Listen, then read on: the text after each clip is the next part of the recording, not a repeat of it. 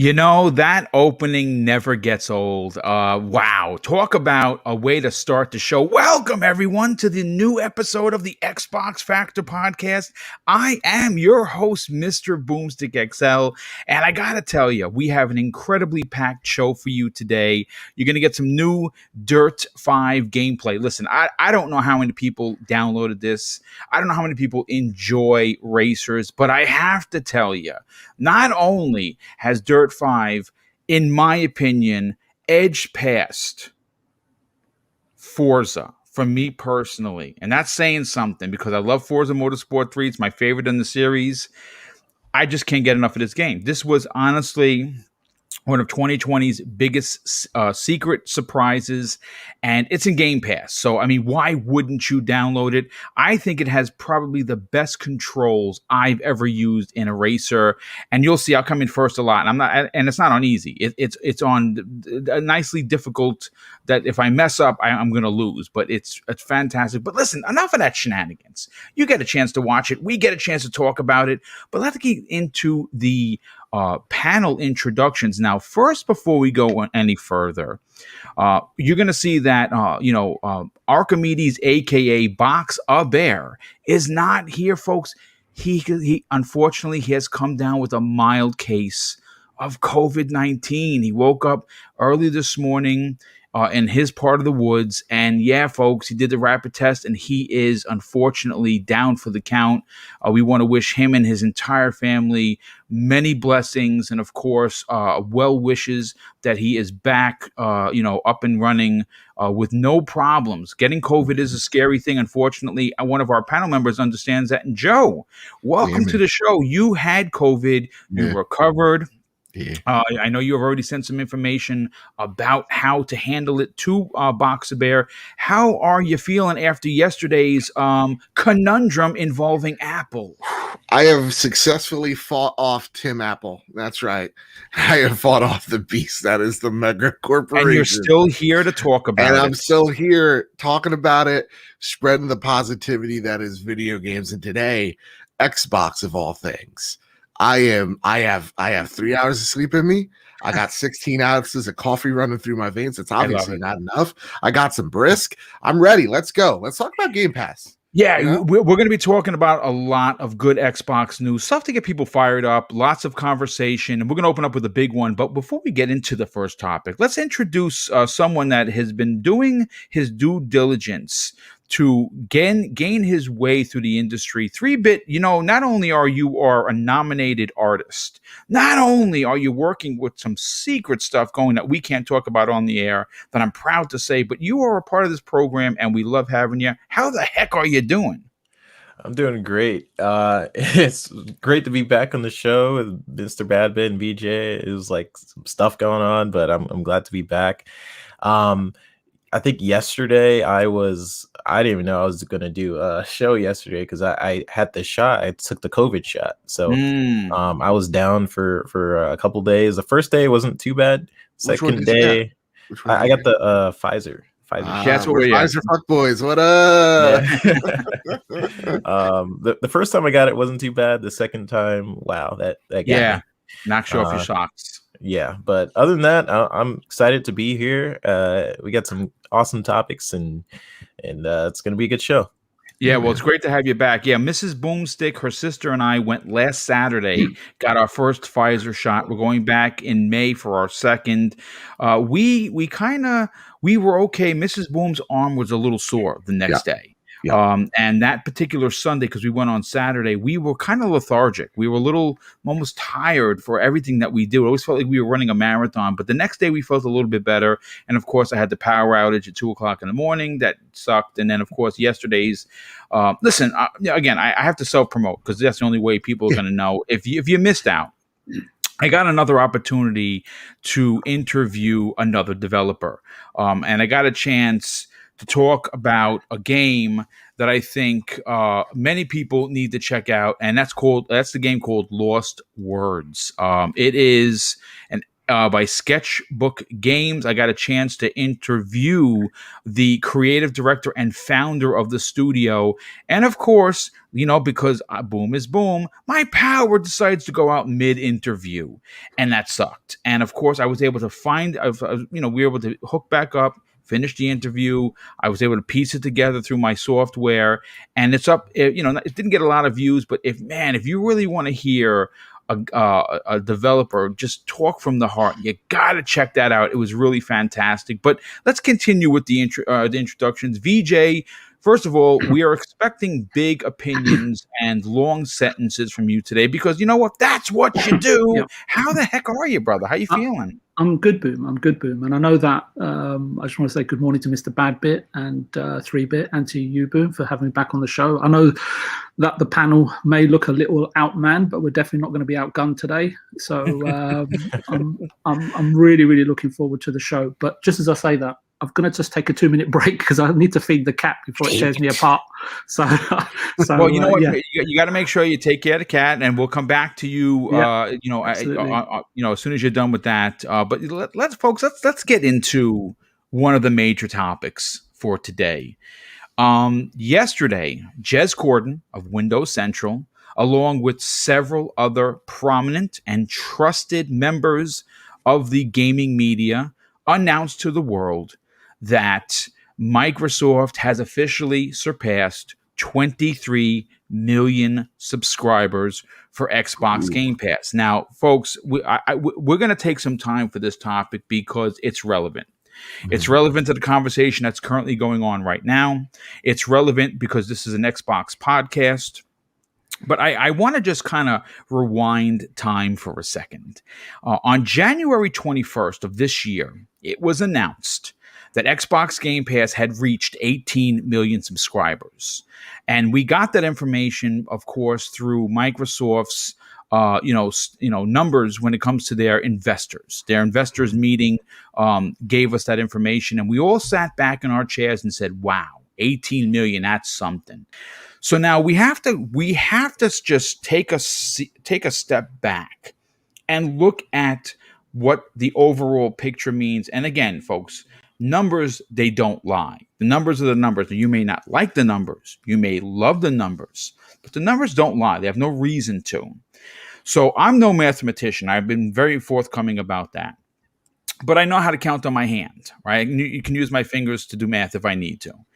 And 18 million to 23 million in 3 months or in 4 months, because obviously it's January, February, March, and April. It's 5 million new subscribers to the service. And I have a couple of bullet points that we're gonna attack one at a time, because like I said, I want to hear everyone's opinion on it. So I want to get the chat involved. And the first question that I have for you, Joe, is what does this mean for Microsoft? But more importantly, what does this mean for Sony's plans moving forward, seeing this incredible growth in such a short amount of time? Does this change Sony's, and more importantly, Jim Ryan's ideology on where they go forward? Great question. So, for me, let's first celebrate that. I know you get those people that every now and again they're just like, they sold it for $1. They're not counting those people. These are concurrent members. So these are members that are stuck with the service. This is not of all time. So these are people, chances are, paying $10 to $15 for this service. Maybe you got on a Black Friday deal like me, and maybe it's a little less, but nonetheless, you're paying. These are paying subscribers to this service. Right. That cannot be refuted. That's just a fact. Seeing that it's grown so much in the last few months is a really great sign, especially how much it's grown. Because look, if it grew 1 million subscribers, that would be pretty impressive. But that would be a slowed growth for Microsoft. So seeing how it's rapidly increasing, it shows that they're nowhere near hitting the ceiling with Game Pass. So that's, I think, the big optic here is that they're remaining on course for it growing in a substantial way, and I think that's awesome for the service. That is awesome for the games on that service. And again, it is a really good litmus test for Microsoft to show that this thing is working. What they're doing is working. It also goes to show that we're going to expect, and I have no doubt in my mind, games like MLB The Show and Outriders did that for them. So I think you're going to see more of these deals, especially the holiday season, cough, cough, Battlefield 3. Or coming to Game Pass. I think it's going to really be beneficial for them. What this means if I'm Jim Ryan. We talked about this a little bit last night about where Sony is as a company as a whole. They're an $80+ billion company.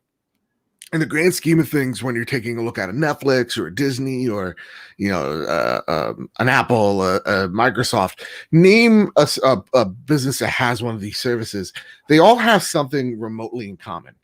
They all have a huge stack of cash behind them. Yes. They can toss a lot of money into these things. And look, like for CBS, sometimes they don't pan out and they need readjustment.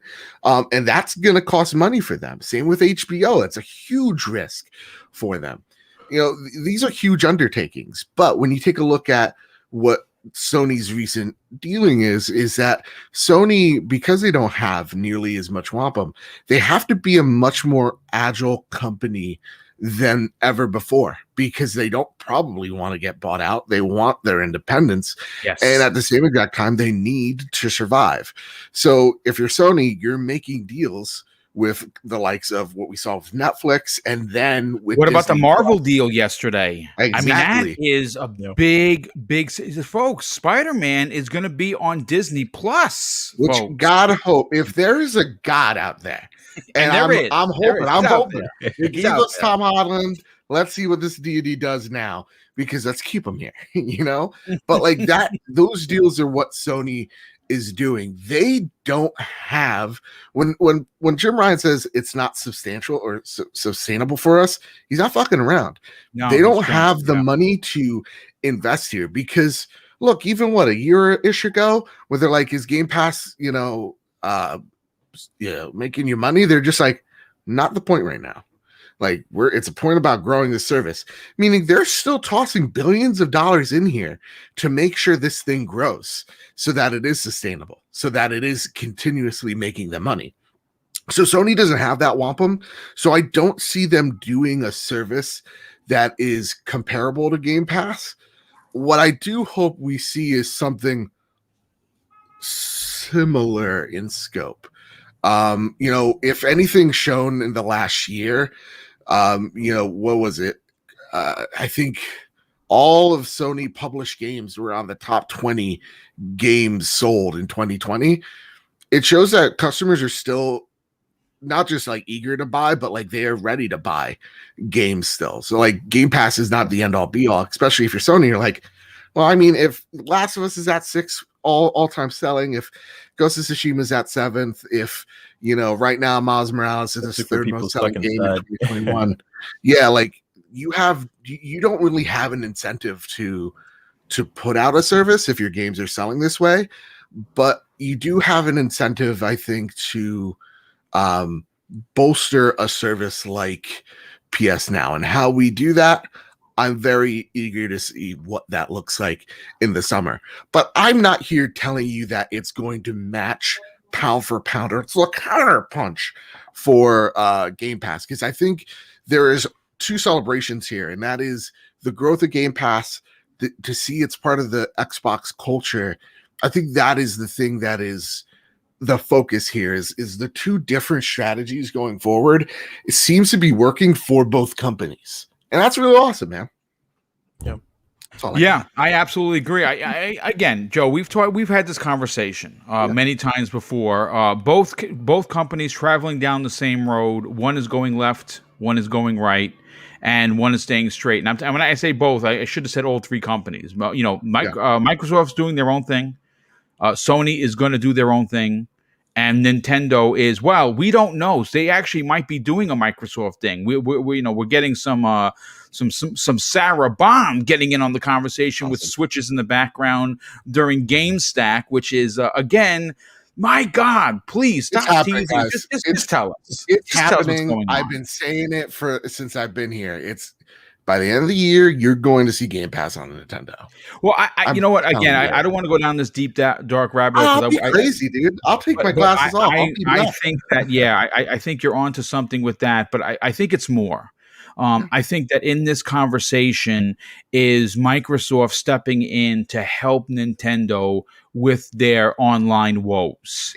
And I think that, seeing an Xbox 360-esque, situation come to the Switch would be a big deal.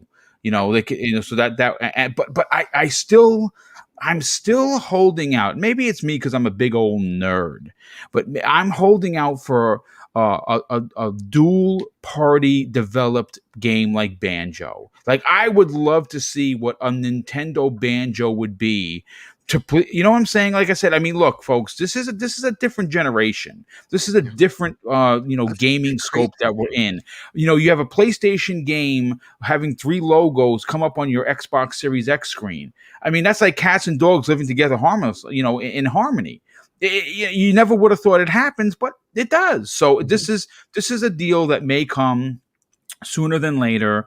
I have a feeling that we're going to see some sort of Phil Spencer / head of Nintendo, maybe Bowser, come out during E3 together to make an announcement. Master Chief going into Smash. That's happening, folks. I'm telling you, Boom, if I cry, I'd buy Smash again. A lot of people are going to cry. You ever watch those reaction videos? I love them. Oh yeah. Again, that's my nerdness. I'm a 50-year-old nerd. What can I tell you? I get so excited seeing other people get excited about something they love, especially the Smash community, because it's usually they're grouped together. And it's like 40 or 50 people yelling. I don't know. Talking about it just giving me goosebumps. And let me reel this podcast back in. 3-Bit, I want to get to you on this. This is a big deal for Microsoft. It is something that I don't necessarily think that even Phil Spencer would have thought that they would have jumped 5 million in a matter of months. That is a significant amount of growth. And who knows? E3, 49 days, 51 days away, something like that. We could get a 25 million subscriber announcement, which is on track, because they're averaging just above 1 million per month, which is freaking pretty crazy. Where do you fall in regards to this? I mean, how important was this announcement? And do you see Sony making any adjustments into their plans on what they may potentially do for their service? Well, first off, I'm wondering when Microsoft is going to officially announce this. I'm wondering if they're waiting to hit like a certain number. 25 would be a good number to announce. Yeah, I think so.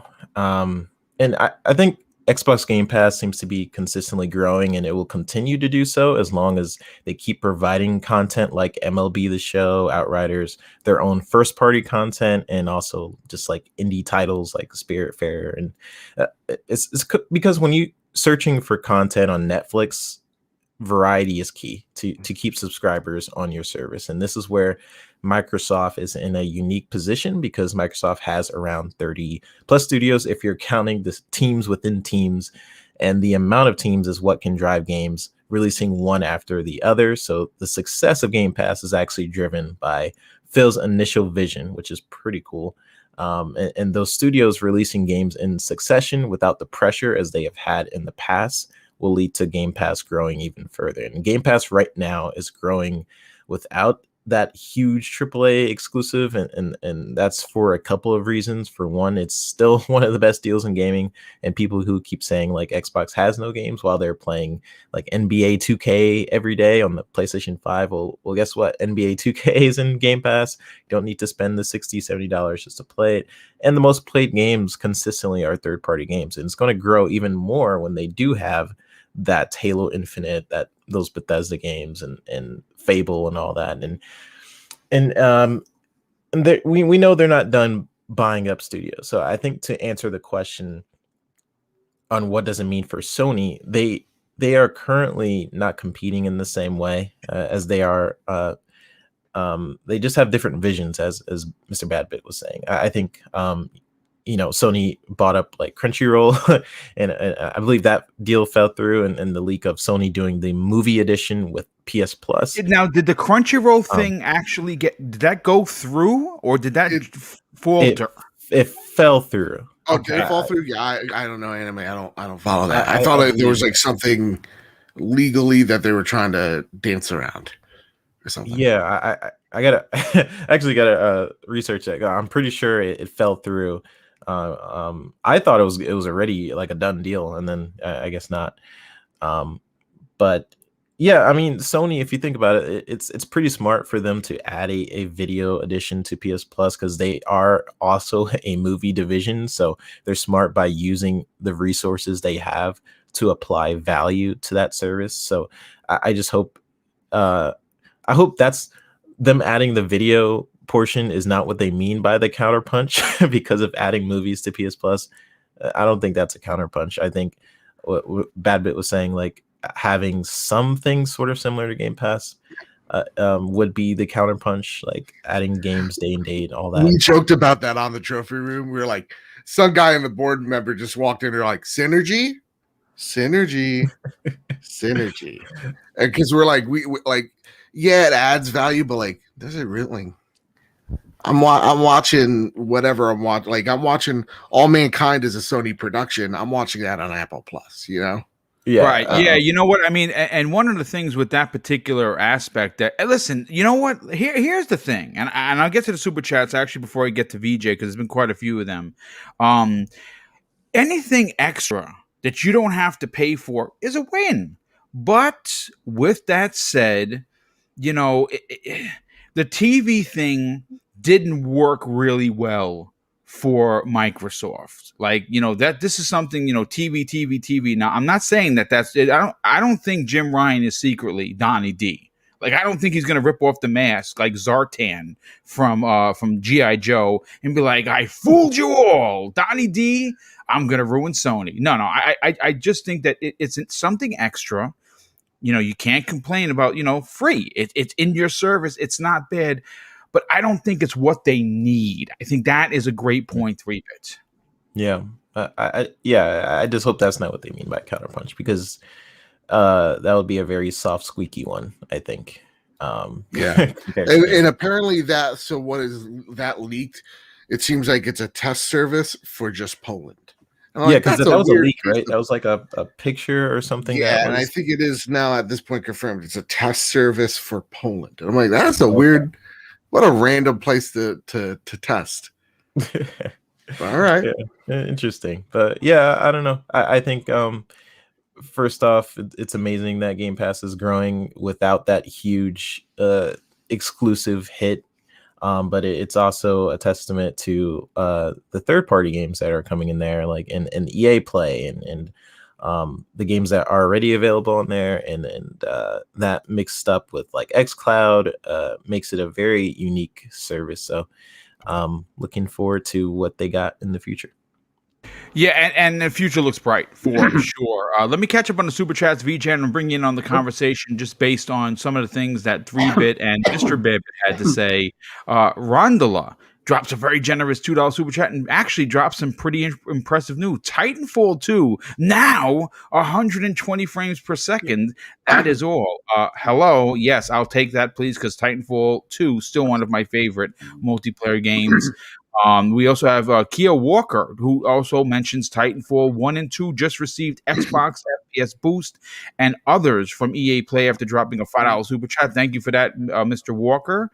Stubbs Gaming, good friend of the show, he drops an outstanding $2 super chat and says, hope VJ had his cup of tea. Great show. Now, VJ, did you have your tea?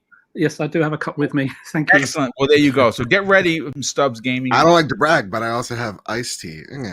Well, you know what? That's kind of the same thing. Eagles fan 76 drops a very generous $5 super chat and says 30 million by Halo. and I think you might be onto something with that. Over 50 million at year's end of 2022. That actually sounds feasible. It's a powerhouse. Get ready for more third party and studios to feed the monster. And you know what? That's the thing. Obviously, we know what's going on with the Resident Evil situation, which we're going to get into tomorrow. And you know what? Listen, obviously, again, self-promoting here, shameless plug. Tomorrow's Breakfast with Boom, folks, is not going to see just one lawyer. We're going to have two of them. That's right. Hogue Law is joining us as well as, and I actually didn't even know this, Gaz from Game On Daily. He is an attorney. So yeah. so we're going to have two attorneys. Can I be the judge? Sure, why not? I'll get a robe. One sec, Yes. guys. Why not just tie their hands and let them fight each other? I got to be honest with you. I don't know the size of Hogue Law. He could be a very big man and just talk quietly, but Gaz seems like a brute. Gaz, if you're listening, brother, love you. Can't wait to hear from you tomorrow, and we need that sauce. But Eagles fan, thank you for the super chat. But listen, let's get the elaborate one, known as VJ, into the conversation. You know, VJ, you're a man that appreciates numbers. You appreciate facts.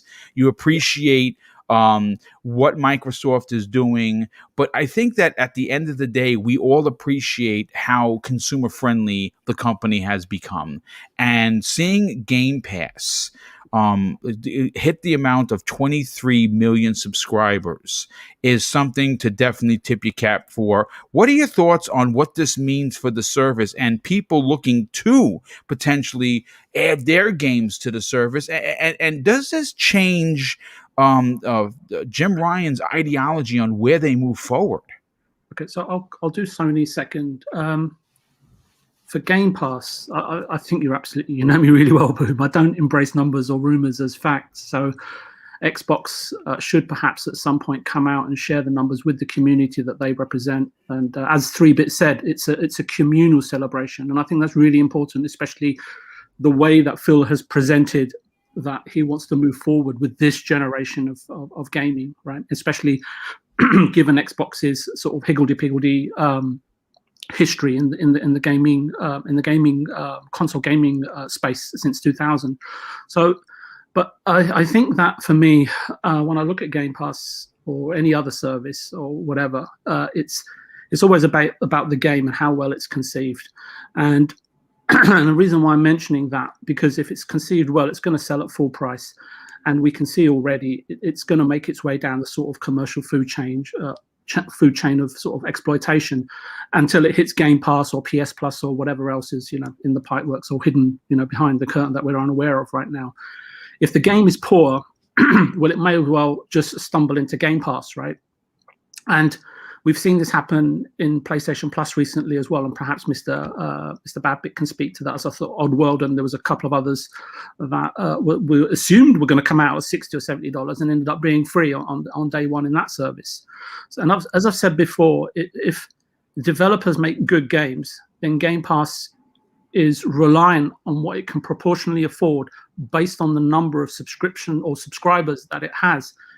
If games are going to be received poorly, then they will more frequently appear in Game Pass. And I've said it already, it kind of is a win-win situation for Xbox as a hardware system where you buy physical games or digital games for at full price, or whether you subscribe to the Game Pass service, which is best experienced on the Series S or Series X hardware or PC. And because Xbox is offering an ecosystem, not just for consumers to enjoy based on what your budget is as an individual, but it also is catering for publishers, independent studios, large development studios, smaller publishers, larger publishers, indie developers, to have a sense that if they invest into a specific product, there is an outlet for it. So I think that brings really basic stability to an industry where we've seen many good companies come and go in the past, right? So it's all, to the end of that, I think in this really simplistic way, it's all really just basic economics, and subscribers are key to all of what I've just said. So, I mean, just from a personal perspective, right, because I haven't investigated enough, since I bought my Series X back in November, I've lived and breathed Game Pass sort of non-stop for the last 5-6 months. And as an experiment, I managed to accumulate more than enough reward points in 5 months without a single purchase of a game included. And I'm able to extend my Game Pass service by another 9 months. It's just cements the fact that it's incredible value, especially, as I say to you, in these current times, if you're in a hole or have a tight financial code or budget to live and work within. And for that, I have to give merit to Xbox. And to be honest with you, I just say thank you. I mean, what else can I do? But I also have to take a business viewpoint, and I don't want to dwell on this too long because there's always two sides to things, the good and the bad, right? And I went with the good first and I'll go for the bad this time. I also have to take a business viewpoint in regards to Game Pass, right? And as an investor looking for a return. And 9 months ago, I think it was on my first ever podcast with you, Boom, I said quite clearly that Game Pass is Microsoft Office 365 minus Excel, Word, Outlook, and PowerPoint. And hand on heart, it still is. And today, that's the today. That doesn't mean that's tomorrow. And I would say a lot of potential customers that I speak to are psychologically stuck on the fence, or I feel Game Pass subscribers would surely be a lot higher than even the 20 or 25 million. And as Mr. Badbit alluded to, he said they're nowhere near reaching their potential ceiling. And I mentioned economics because they are visibly playing a part from my perspective. Otherwise, I think that Phil and his Asia Pacific team may have perhaps been, in on this Resident Evil 8, situation and so on and so forth. I don't really want to speak too much of that because I've got my own personal views on that, and I haven't really been happy with what I've been reading on the internet. But the point I want to go back to again, which I made last week, and I don't want to labor it, is that for me, as a public and as hands-off investors, we've poured in almost 1.2 billion in a period of 4 months, and probably a lot more if those 25 million users is increased. You can add another 20% to that, right? And for that, what I've received in return is the medium Outriders and MLB. And my question is that actually a really good return to many in the community? I'm not saying everybody, but I see too much of people aggrandizing Xbox by enhancing the reputation of Xbox beyond the limit of the facts. And I always try to look at everything from a pragmatic level, because I'm not criticizing Xbox. I'm just demanding more as a consumer based on what we invest into the ecosystem, because it is a new business model, right? And if you think about it, it is a communal one. And I've broken down the cost of the medium on a podcast in terms of how much dev costs are out there, the tax breaks, the Polish grants, and how that effectively helps to reduce the cost of development. That's why so many studios set up in Quebec and Canada. And I've spoken to the reps at Square as to why and how Outriders appeared in Game Pass, but I'm not at liberty to say that on air. And I've also broken down for you why MLB is has been an economic, if I put it politely, pickup for Xbox. Yeah. So I am expecting more as we go forward. So and I just wanted to sort of leave it like that. But at the end of the day, it is my observational point of view and perspective. And I have no quarrel or problem if you see things differently, because you may love those games. But at least I've made you aware, and perhaps we can take and learn lessons from the situation at hand and what lies ahead. At least we're prepared for it, right? And kicking the tires of what we believe is our actual facts. And I think that's just a really sensible thing to do. You don't have to respect what I have to say, but at least the respect in terms of how I say it. And then is it okay to talk about Sony and Microsoft? Because I don't know if I've been talking for too long. I'll allow it. Yeah, I say, you know what? Again, this is a conversational podcast. Thanks, Greg Miller, for that. We that's what we do. What I love about the way that these shows are run is that it is not a free for all. I'm not saying that other shows are good or bad because of it. I have a specific style that I like to use, and I like to bring the facts. That's why I spend so much time writing these damn shows. That's why when I send the show notes, people like, boom, I feel like I'm in school because I want to provide the information. So I kind of want to just bring the second half of this Game Pass situation into this conversation before we move on to topic 2. And here's my question to the chat. Here's my question to the esteemed panel. With the new number of subscribers, does this effectively prove to publishers and developers of all A's, of all sizes, that Game Pass is the place to put their content on? And more importantly, who do you see wanting to get into Game Pass? Because like I said, I've spoken to a couple of developers. Now that I'm, sitting down with a few, I'm starting to get my feelers out there, and I'm starting to get more messages from developers than I have ever could have imagined. Like, this is a small channel. I mean, for crying out loud, we're not even at 10,000 subs, and I'm getting messages from developers. And speaking to these unnamed developers, which of course I would never put out there, I know for a fact that there is an actual line to get into the club known as Game Pass. Joe, I want to go to you first on this. If you are a publisher / developer, whether you're an A, an indie, or a quadruple A, you look at Game Pass and you say, wait a second, just hold on just a second. People are talking about Octopath Traveler. People are talking about Outriders that it was expected not to do well. People are over the moon about MLB. People are what's the name of that? Arita Boy? I think that's what it is. Narita Boy. Some people are talking about that game. Not for me. I tried it. I immediately was like, yeah, this is... Yeah, it's not for me, but for someone. But no one would have been talking about that game. As a matter of fact, Ainsley, from the Bitcast, who is going to be guesting this Monday. Yeah, he doesn't suck. He's a good dude. Come on, take it easy, Joe. Take it easy on Ainsley. He's going to be guest appearing this Monday. Almost as bad as Luke. Yeah. I mean, come on, those are quality guys. You have a brotherly argument with them. But get all jokes aside, Joe, what does this say to other developers and publishers when they see the success on Game Pass from the smallest to the biggest in the development community? It'd be a smart idea. Biomutant is a game. Oh, I can't wait for that, dude, man. Yeah, I feel like those AA, those borderline AAA.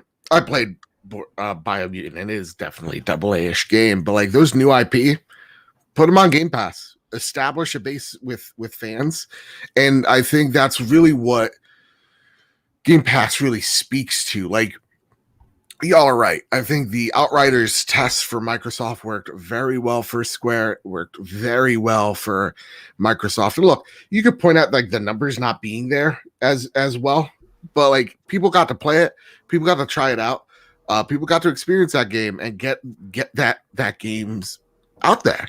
And I think it would have faltered if it wasn't for Game Pass. And that said, if you are a new IP, that's a super big risk you're throwing out there. I think you want to be on Game Pass to eliminate that risk and to establish a fan base, and to get that profit that may not come in there. So to me, I think the games that are going to probably land on Game Pass are the games that maybe it is a flooded month, that is May, right? Like you got the beginning of the week with Returnal, Resident Evil, Mass Effect. Maybe Biomutant could afford, getting some more limelight by being That's more a great available. point, Joe. That's know what? When you really stack up what's coming out next month, holy shit. Yeah. And so like to me, I think if you're smaller IP or like a new IP, Game Pass, like if I'm a publisher, Game Pass. If I am an IP that wants to take ground, cough, Battlefield, I want to be on Game Pass. Yeah. I want to eat Call of Duty's lunch because Call of Duty ain't that fucking good and Battlefield's better. But like that's what I want. So I feel like there's a lot of factors for certain games. But honestly, I would really love to see more. Eliminate that risk. There are people. Great example. Returnal's previews, fantastic, glowing. It seems right up my alley.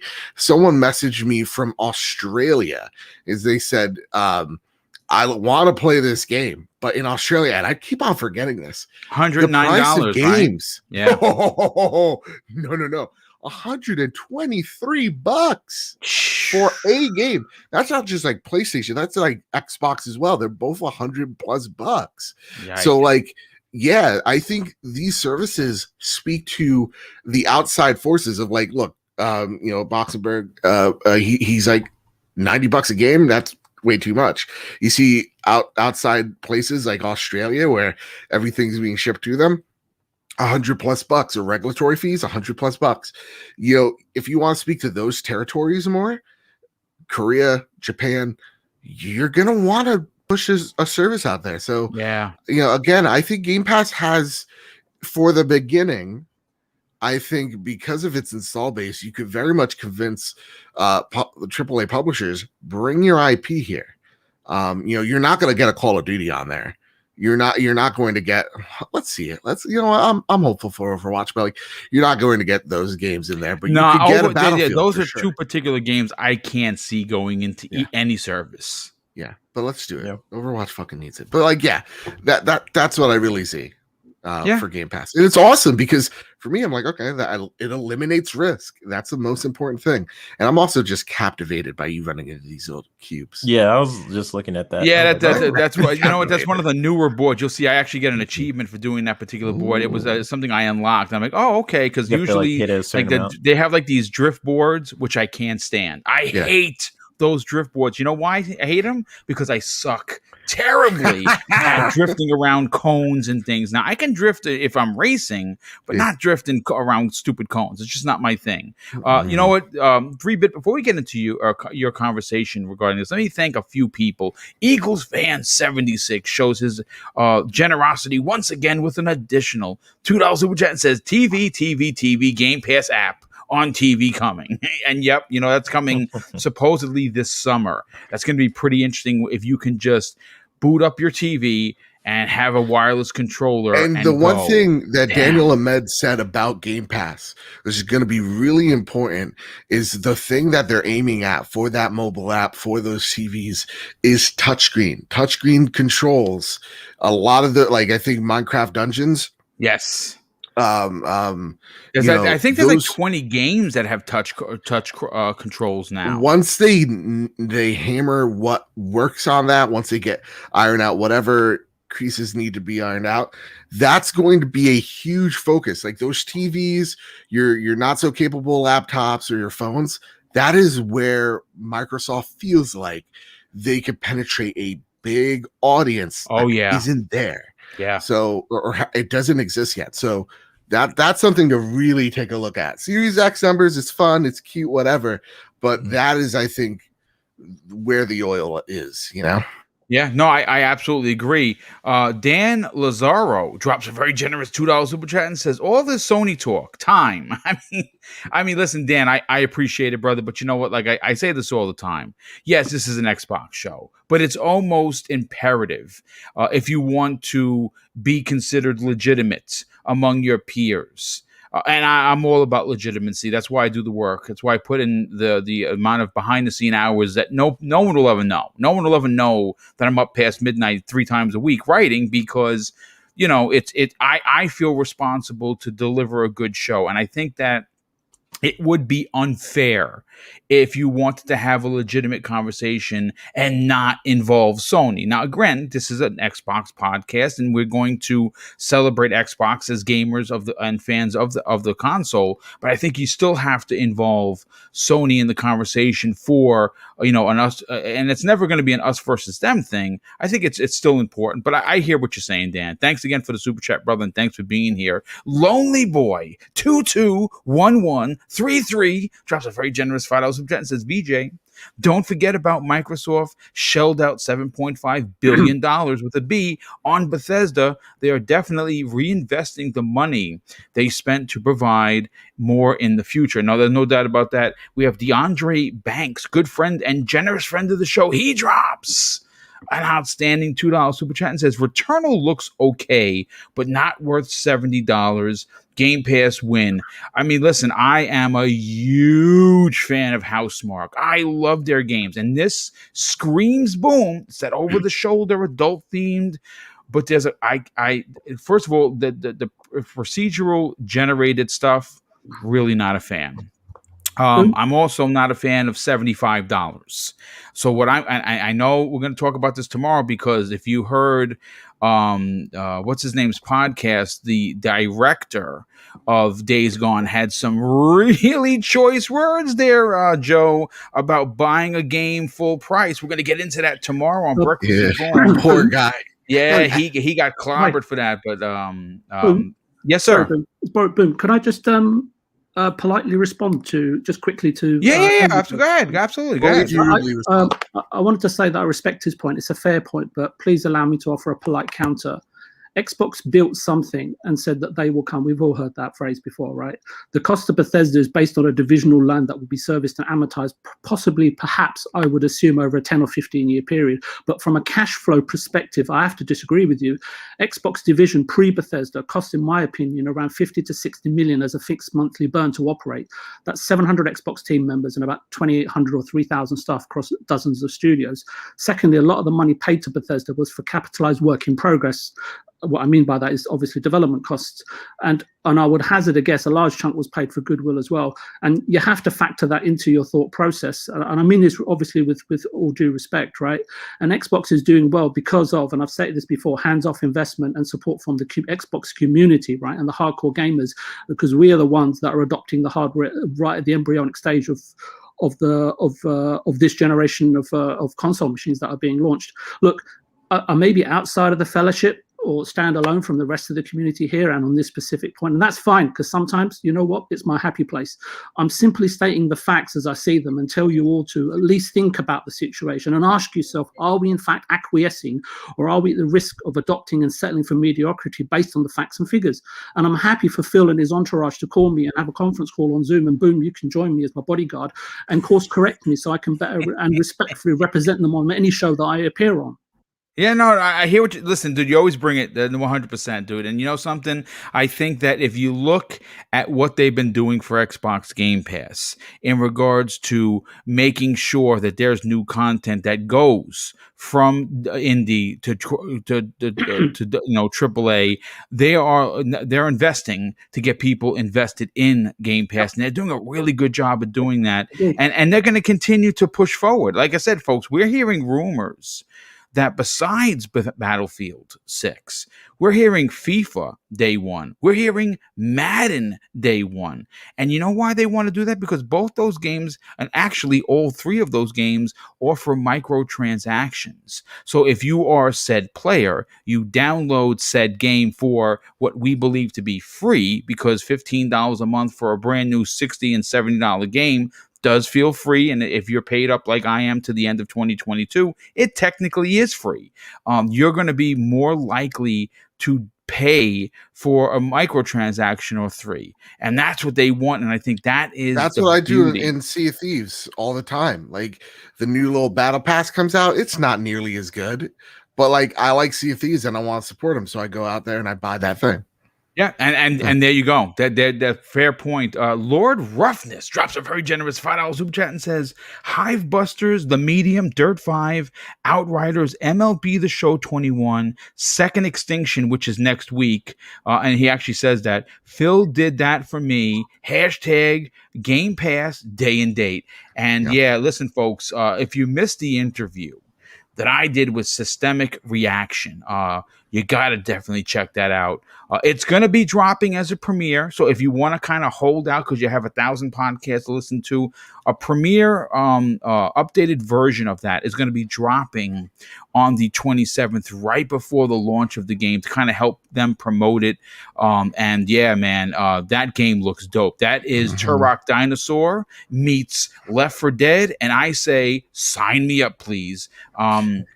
Chaos Theory drops a very generous $5 super chat and says, what is up, Boom and Panel? I caught a live show, so hyped for E3. Well, thanks for being here live, brother, and thank you for the generosity. And CYV Studios drops a very generous $2 super chat, and he says, of FPS Boost, it was just announced for 13 EA games, including Battlefield 5. Yeah, that's a big deal. And DeAndre Banks drops an additional super chat for $2 and says, I see PS3 arrogance in Sony. It will hurt them later. Yeah, I disagree with that. Okay. I don't know. Here's the thing. The reason why I say I don't think we're talking to an arrogant Sony. I just don't know what Sony we're talking to. Which is something, Joe, and here's the thing. That's a great point. They're reacting a lot. Like, look, if we were at arrogant Sony, whoever wrote in, if we're at arrogant Sony, they would have not backtracked on PS3 and Beta Source. They would have stead firm. They went, no, we're fucking closing it to the devs. whoop whoop, they wouldn't have cared. We're not seeing a reactive. We're seeing I don't even know what type of Sony we're seeing right now, and that's the Would you concern. say And that That's the concern. to like when they were closing it, like a lot of devs didn't even know that Yeah, they were about to exactly. release games. Well, I mean, Yeah. you heard what oh my God, what is his name? Colin Yes. had to say. I mean, I think he said it was like 40 days prior Yep. they bought a second development kit. Yeah, Oof. and I mean, ouch, those things aren't cheap. Yeah, and so that's why I think what we're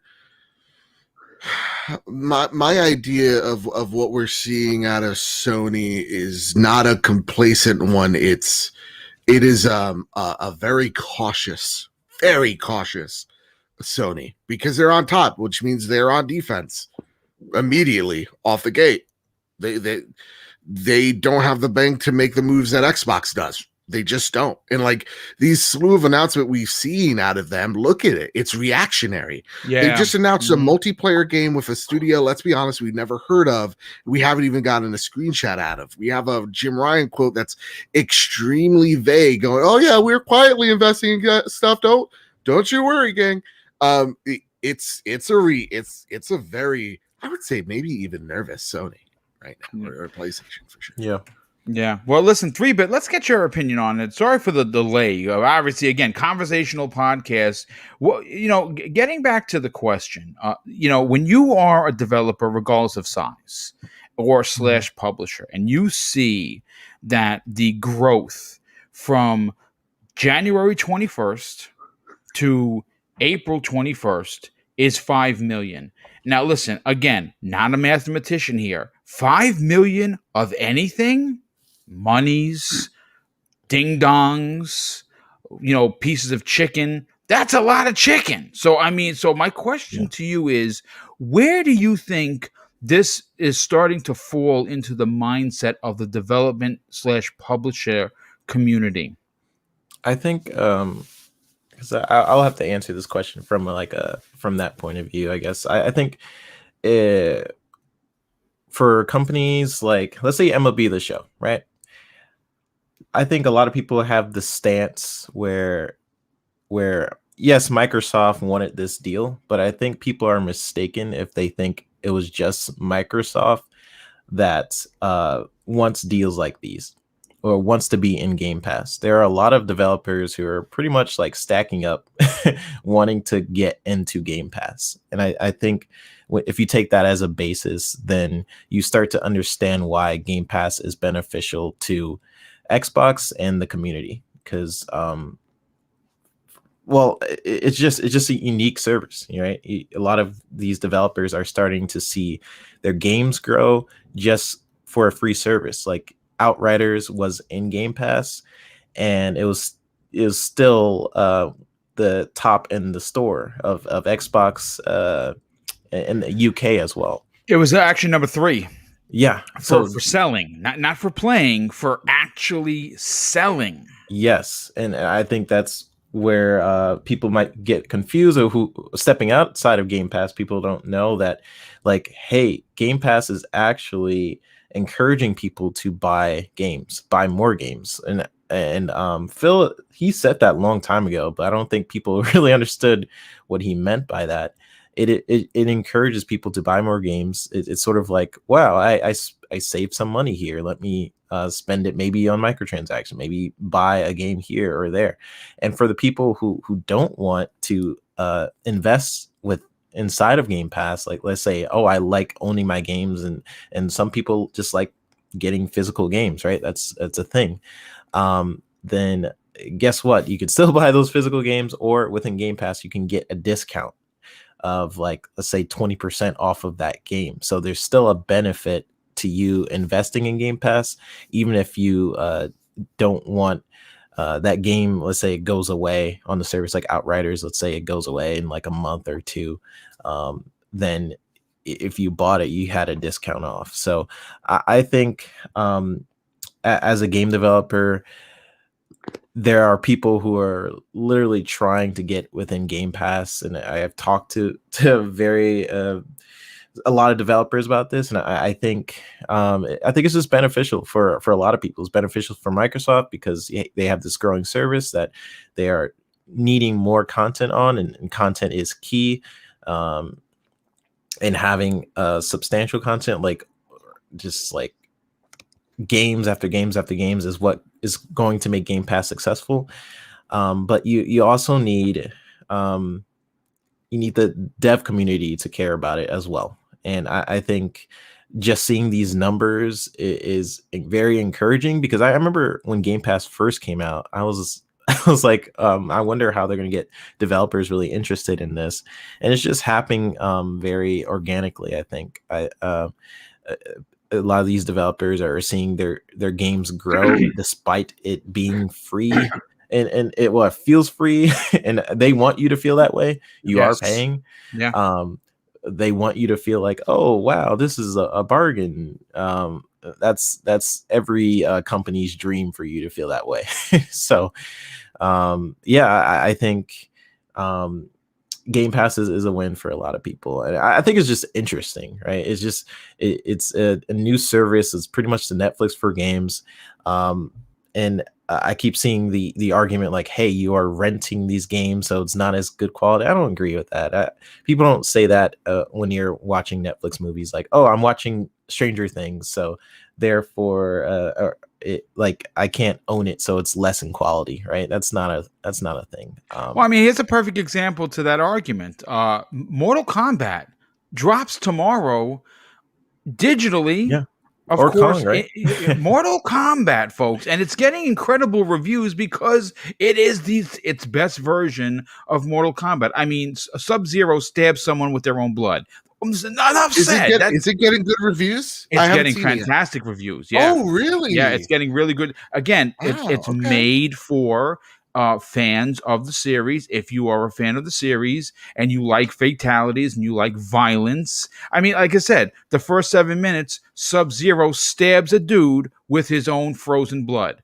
Well, that's how you open up a movie. Yes. So again, is that movie any less quality? Was Kong versus Godzilla a less quality movie because it was day and date in for the service? No, it was freaking out. It was awesome. So I agree. I think that argument is if you're standing on that hill, you just died, because don't do it. Fucking renting, fine. I getting to find, like, I hate that argument as well. I hate any argument about anything really at this point, whether it's Metacritic or fucking this. It's like, who cares? Who cares? I'm playing it. I'm supporting the developer. They had the decision to put this game here, so me playing it in turn, I'm supporting the developer. Yeah, it's such a silly argument, because then, oh no, if I don't like it, I didn't waste money buying it, and then feel like, mitigate your risk by even being in. 100%. Again, that's a great point. Folks, we're still in a pandemic. Money is still difficult for a lot of folks. People cannot afford to take a chance on a $70 game or a $60 game that they think they might like, but may not like once they played it. And that is something that Microsoft does very well with Xbox Game Pass. It does remove the risk factor. So if you, like, for instance, I downloaded MLB The Show. I played a couple of innings. You know what? Gorgeous game. Beautiful. Handles great. Gives me a lot of options on how to play. But honestly, I'm not going to play it like crazy, because I'll go play Titanfall or Dirt 5 because baseball isn't my thing, but it is for other people. And I didn't have to spend actual cash on that. So that's a fantastic point. But let's get VJ's point on this, because we're closing in on the first hour, and I figured we would close out around there. So VJ, no rush on the point, but here's my question to you, because you obviously, and again, I tell everyone this, VJ has a very unique opinion about this, because he has seen gaming development and retail, two very important aspects of gaming that most of us don't pay any attention to. We just want the game on the screen. And that's why he's so elaborate with his points, because he's coming at it with knowledge. When you see this kind of growth, if you are said developer, and again, size does not matter in this particular conversation, maybe others for sure, but not when it comes to game development. Where do you think the development community is thinking about Game Pass and putting their title? Are they lining up at the door, VJ? Boom. I think I kind of clarified that point in my previous point. It's all economics, and it's based on the games that are conceived and the games that are made. And initially, when Game Pass was launched, right, it was a seller's market. But if you're looking at the situation now, and if indeed games are there in a queue, as we're suggesting, then it's a buyer's market, right?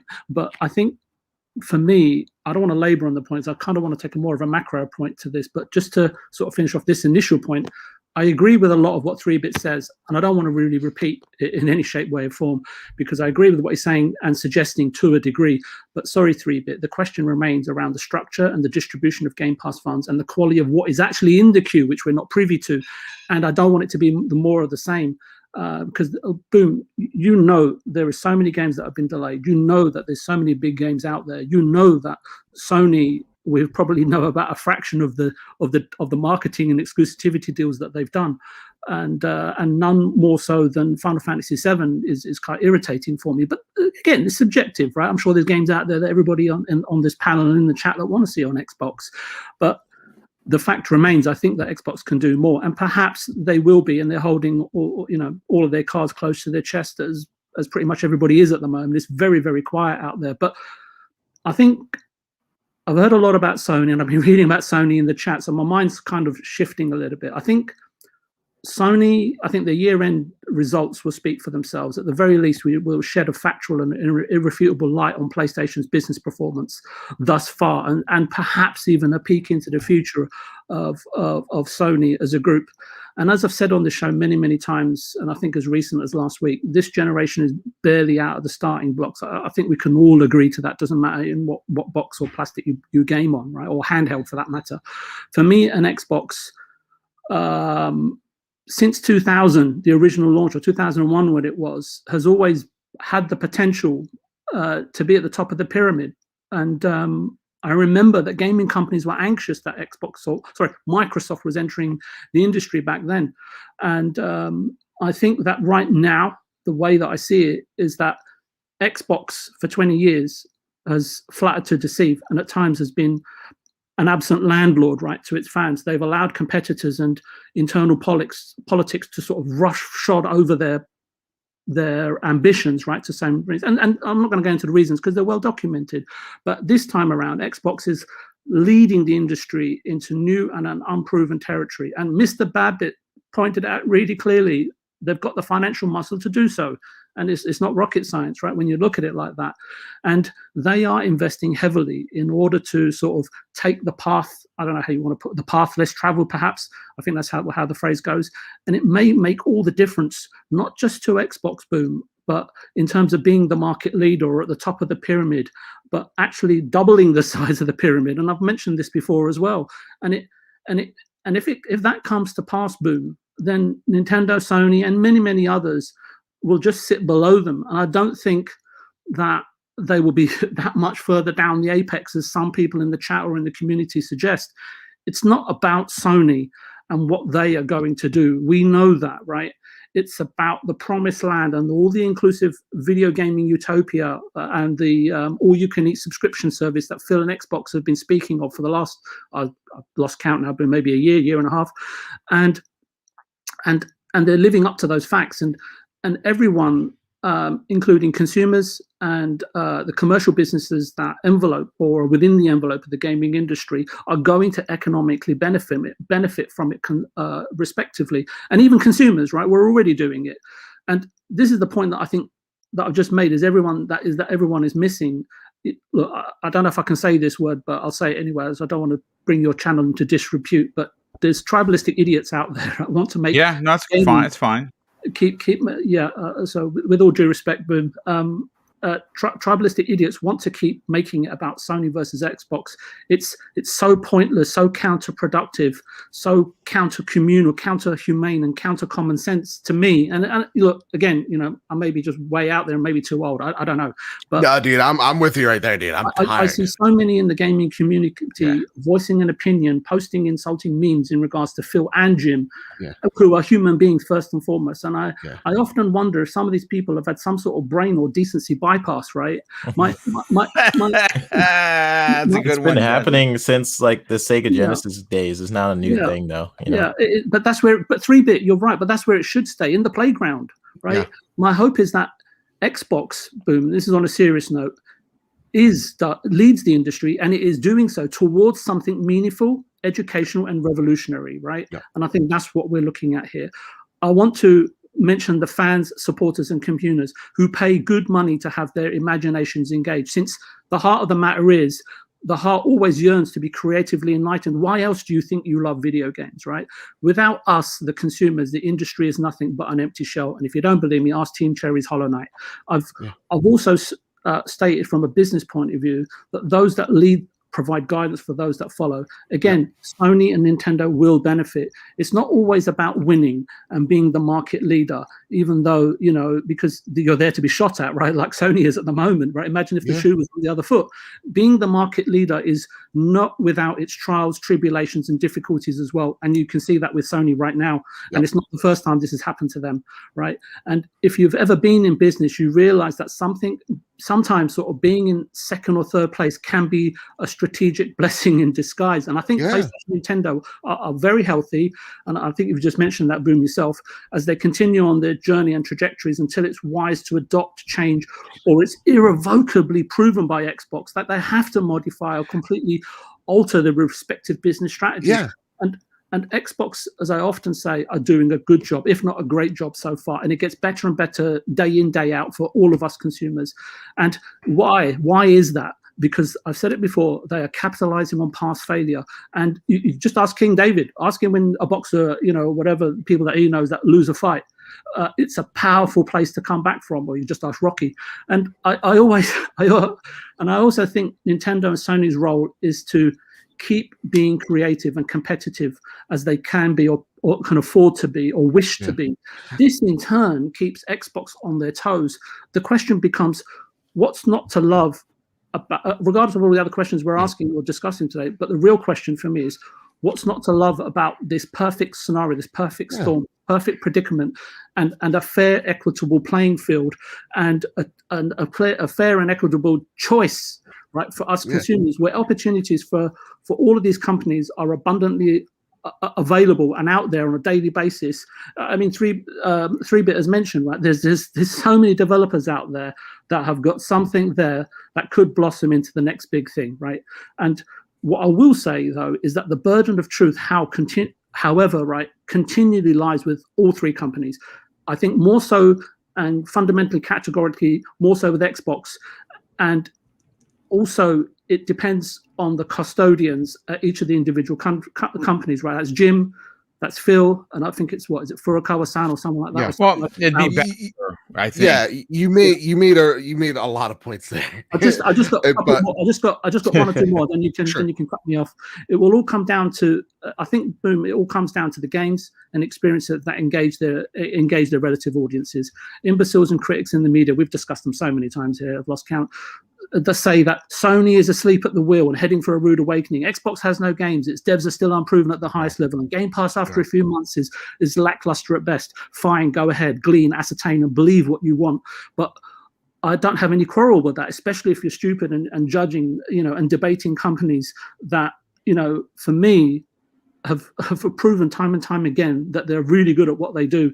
And again, as I say to you, Boom, right, that by all accounts, the industry, this generation is embryonic stage, right? And what I will say, I think it's something like along the lines of every seemingly closed eye is not sleeping and every wide open eye is not seeing.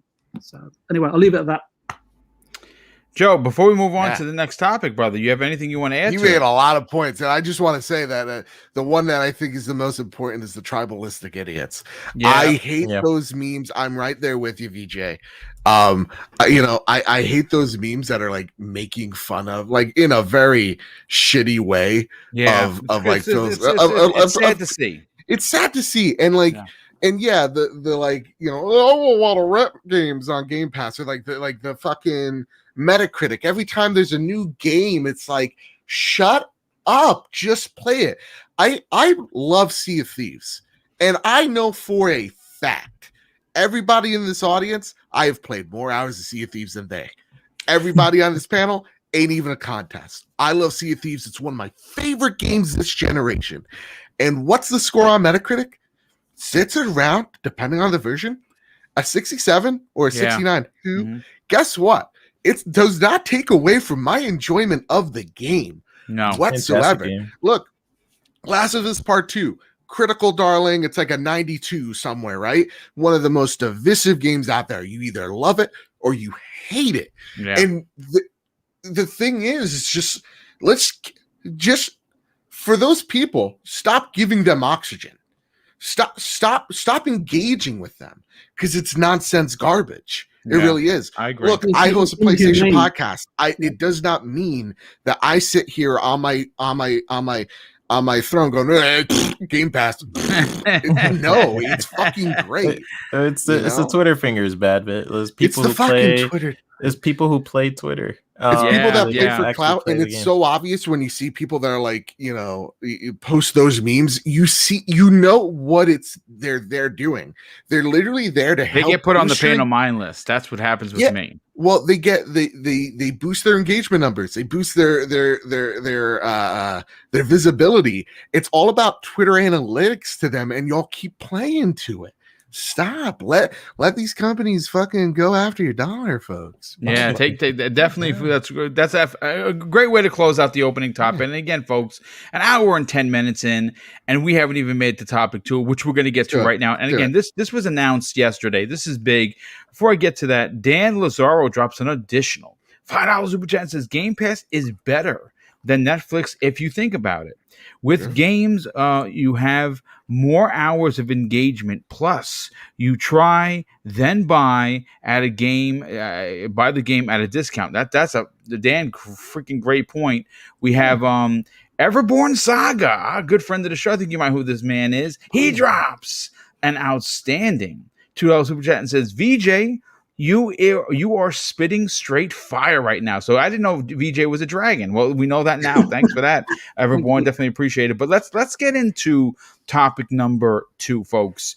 One of the most requested scenarios for Xbox Live has been, and I say requested, I think it's been one of the most controversial aspects of Xbox Live, has been its way they handle free-to-play games like Apex Legends, like Fortnite, like Call of Duty, Warzone, and many more. Well, folks, on top of the 23 million subscriber announcement, we had confirmation from Xbox of that Xbox Live Gold is not needed anymore, and actually free-to-play games have become actually free-to-play games. Here is the tweet from Xbox, and it says this: from today, hashtag Xbox Live Gold is not required for multiplayer in free-to-play games, looking for groups, party chat, and more than 50 plus free-to-play games. Joe, this is a big deal. This is one of those conversations that could now be removed from that table. This was a hang up for many people in the industry and outside of the industry, meaning us, the customers.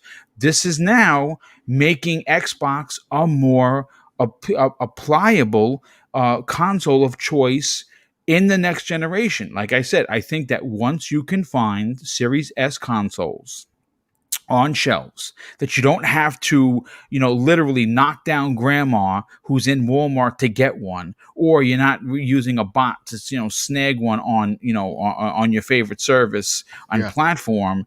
I think that this is a big step. This is a big step because I think it's going to be, again, not saying that PlayStation 5's in trouble. I'm saying that this is something that PlayStation was doing and now Xbox is doing. So now it's really going to come down to value proposition. What are your thoughts on them finally getting this done? This is a long time coming. I remember when Gold got rid of the barrier to navigate Netflix. Remember, you couldn't watch Netflix without Gold, and when PlayStation was like, "Nah, dude, just why do that?" And when Xbox is at its lowest, it's like, "Okay, oh shit, okay, we'll eliminate that barrier because it is silly and dumb." So this is one of those leveraging it to be on a more even playing field with its competitors, that is Nintendo and PlayStation. It also, though, then at the same exact time goes, why am I paying for this service?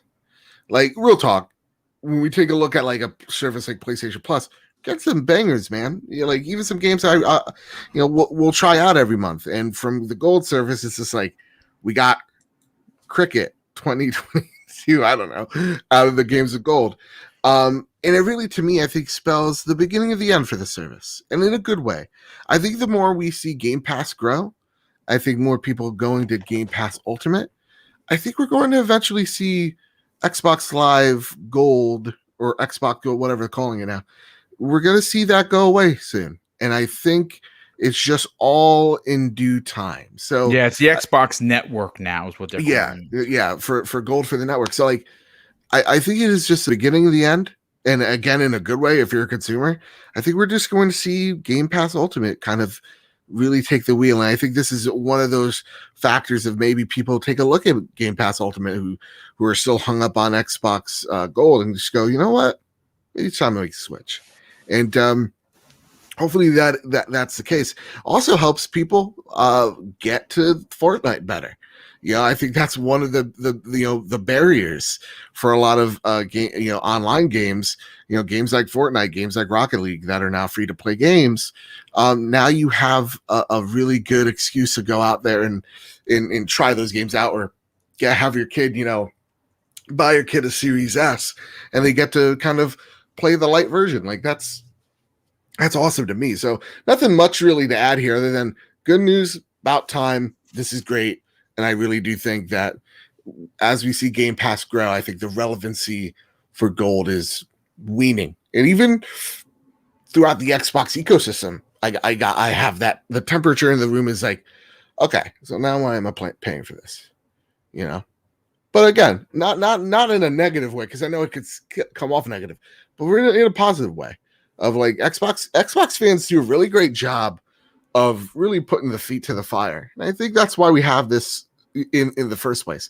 I know they've been planning it for a bit, but I think for the uproar of the community, this is happening. So awesome. Yeah, no, I absolutely agree. I think it's definitely a big deal, and I'm happy to see it happen. I am. I'm happy to see anyone that wants to play a free to play game can get an Xbox and in fact play a free to play game, whether that be Fortnite, whether that be soccer cars, whether that be Warzone, whatever your flavor is. Fortnite, everyone's flavor. You know what? At least now you know that it's available as free. 3-Bit, let's get your opinion on, brother. This was something, like Joe said, a long time coming. Many people in the gaming industry have been asking for it. Now, I'm not saying that, I'm not going to suggest that, Microsoft kind of dragged their toes a little bit. They, depending on who you ask, they might have, but I think it is important to say that it's now a done deal. It's a conversation we do not have to have anymore, and I love that. What are your thoughts on this big announcement? On top of course, and again, this is back to back. You had 23 million subscribers announced, and you get this news. It kind of seems like it's been all green, so to speak. Yeah, I think it's sort of originated the whole free to play issue with Xbox. It seems to have originated from the Gold 360 era, right? Like the whole thing of what 360 was doing, with what Mr. Badbit was saying with Netflix and all that, and it just seemed to like sort of carry over time. And we know with Xbox Live, right? If you just think about the name Xbox Live, it all starts from when it was like a thing when, wow, consoles can go online, they're alive now. And now it's just expected in almost every device. So I think it was a little outdated, and I think this announcement does fit the vision of what Xbox is now. And as soon as they started putting their games to PC and collaborating with that ecosystem, the paywall for free to play should have just been dropped. So as for PC players, they're definitely experiencing some things free regardless. I think it's great. It's about time. Now, I do think it will benefit games like Fortnite, especially Halo Infinite, because that will be a free-to-play game, and you're now opening up that game to a lot of players, right? And did that game impact his decision? It's possible. It was just time, right? It's a good call that they decided to do this. I know they announced it after their foot was to the fire, as Mr. Bad was saying. They announced it after the whole price increase of the gold shabacle, which they literally reversed the decision in the day of the announcement. It probably goes to show you how much it was probably popping up in Phil's feed, and Phil probably made some calls like, hey, I have to change this. Yeah, but I don't have much to say on it. I just think it's a great thing. You shouldn't have to pay to even play free to play games anyways. So it's a win-win. The party chat thing is cool too. I think that's going to help people who are on different platforms, like on PC and Xbox, or just making it easier for everybody who are just jumping into Xbox. And it's just good. It's good news. It absolutely is fantastic news. Real quick, I got to kind of just stop the show for a second because, listen, when we do these shows, I don't do it for money. I do it for the love of this community. But my God, oh, wow. my God, listen, I've been doing this for just about 3 years with the live shows, and I've received a significant amount of generosity. I have never, in the history of this show, ever gotten a super chat like this. Gary Duddle in the chat. First of all, dude, I am glad you're enjoying the content. I am literally speechless. And Boom never doesn't have anything to say. He drops a $150 super chat. My God, That's Gary, incredible. I don't even know what to say, but wow and thank you. That is wow. He says, great week of shows, Boom. Thanks for the work that you put in, allowing guests to speak and community giveaways. Game Pass is the second best thing Xbox has done. Adaptive controller is the first, and they don't get enough praise for the gaming for it, as gaming is for everyone. That's a great point, dude. Let me tell you something. That is something I'd love to see more people talk about. The adaptive controller. And again, we can have a whole podcast about that. What that did for the community that is often forgotten. And I'm talking about the community that has, handicapped the community that, again, this is something that, we don't talk about, and is it because we don't like to talk about it? No, we don't talk about it because they're pointing out that there's $207 in the chat. Oh, okay. So, well, you know what currency. it is? It's yeah. You know what? He did it in pounds. I didn't even realize that. I was so blind. That's incredible. So that's man. even more, dude. I don't even know what to say. Again, what we do, and I say we, Mrs. Boomstick, who is a part of this channel, she's my better half. There's no doubt about it. We reinvest this money, and with super chats like this, what we're going to do and what we have offered is when we hit 10,000 subs, which we're close. We're at 8,100. I got 161 new subs since last Friday. That's a big deal for a small channel.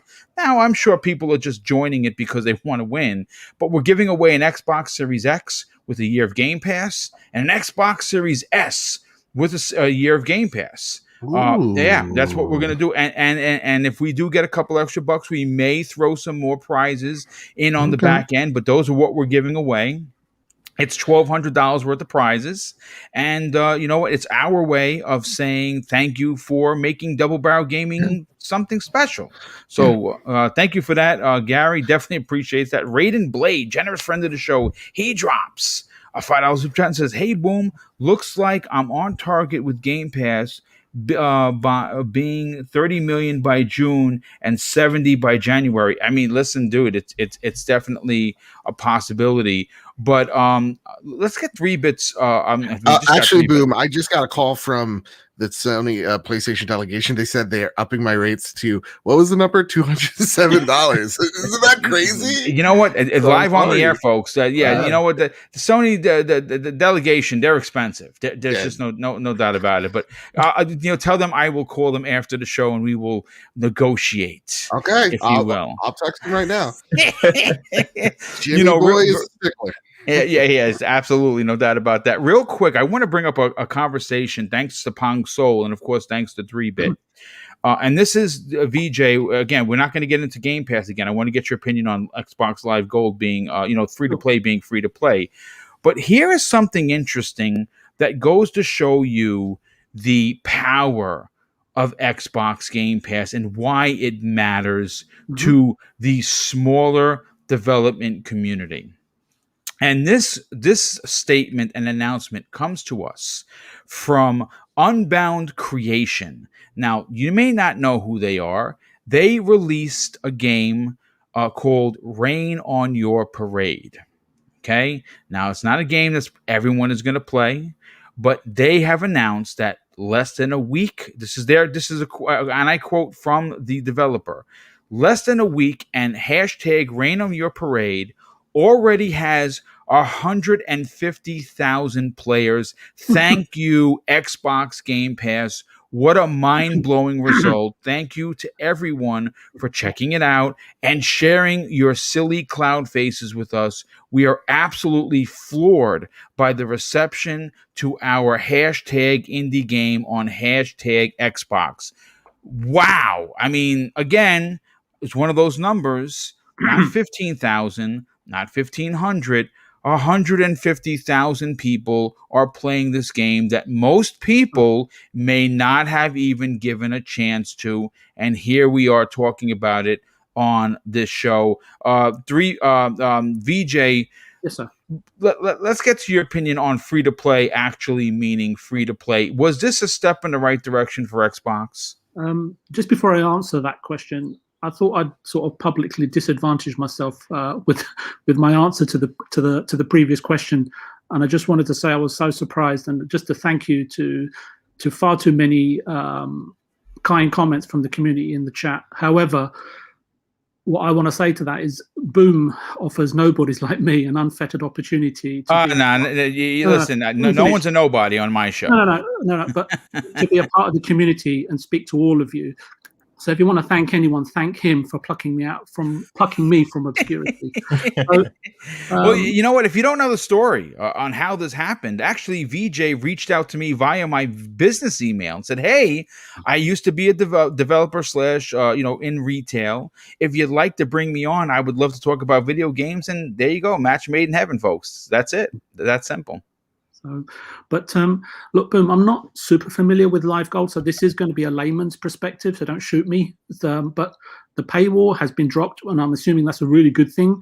And then, my mind, right, I always have to ask the question in terms of how, why, and what's the play, right? So it's because no corporation, acts or offers or provides, out of the goodness of their heart. But perhaps it's past its sell-by date, right? Perhaps it's no longer as relevant, or perhaps it's so prehistoric that it should be dropped, right? And it is a step in the right direction. And it is a progressive step, right? So you have to give them that as well. Perhaps they can afford to do it, right? Or it's really neat, or perhaps, some might say, well, it's not really here nor there. So I can't give you a really solid perspective, but obviously there's so many angles to this. But obviously somebody at Xbox, whether it's Phil or his team or whoever's governing this specific division or area of Xbox, they see it as a way of bringing about more positive news and a euphoria around the brand and ecosystem, which subsequently the ecosystem, once you're inside of it or or hear about it or learn of it, right, it's going to progressively grow, right, with the other offerings that they have on hand. Obviously, you know, I'm not going to mention the GP word, but because you said not to. So, but I think that for me, the ecosystem that Xbox has today, and I think, and I believe that Xbox are trying to capture a larger percentage of this generation's or last generation's and all the PC gamers that are on Game Pass and keep them and retain them by offering to bring down these kind of barriers, right? I mean, I don't know how much Xbox Live Gold costs and so on and so forth. So again, as I said, it's a really layman's perspective here. But It's these are $60 a year is what it Right, is. But again, this is something that Sony has been doing, and even Nintendo, Yeah. offering you the ability to play a free to play game for free. I think then the answer to you, Boom, is that every little helps, right? I can't really offer much more than that, I'm afraid. Yeah, no, I mean, listen, that's fine. Again, not the biggest topic of the day. Just it's certainly worthy of a sit down conversation because, again, it's big news. It's something that many people have been asking for, and here we are, all these years later. And yes, now Xbox Live free to play games are actually free. I do want to move on, of course, to the next topic, and this is an exciting one for me. Listen. I don't know where everyone's opinions are of Double Fine Studios. I love Tim Schafer. I think that great. he is one of the most genuine guys on and off camera. He is a funny man. I don't know if it's just pure talent. Anything he does, it makes you laugh. He's very forthcoming. He's very transparent. He is exactly what I love about this industry with people like a Phil Spencer. Well, he's up there for me. I've always been a big fan of his work. As a matter of fact, when he had a Connect game with the lava, I forgot what it was even called. My nephew and I used to play it all the time, and he adored it. So, of course, I enjoyed it because I was hanging out with my nephew playing, using the Connect. And I had reached out to him in the DM, finding out if he was going to come out with a second one. And he actually answered and had a whole conversation with him. So, I mean, yeah, Tim Schafer, you get the award for you are a good dude.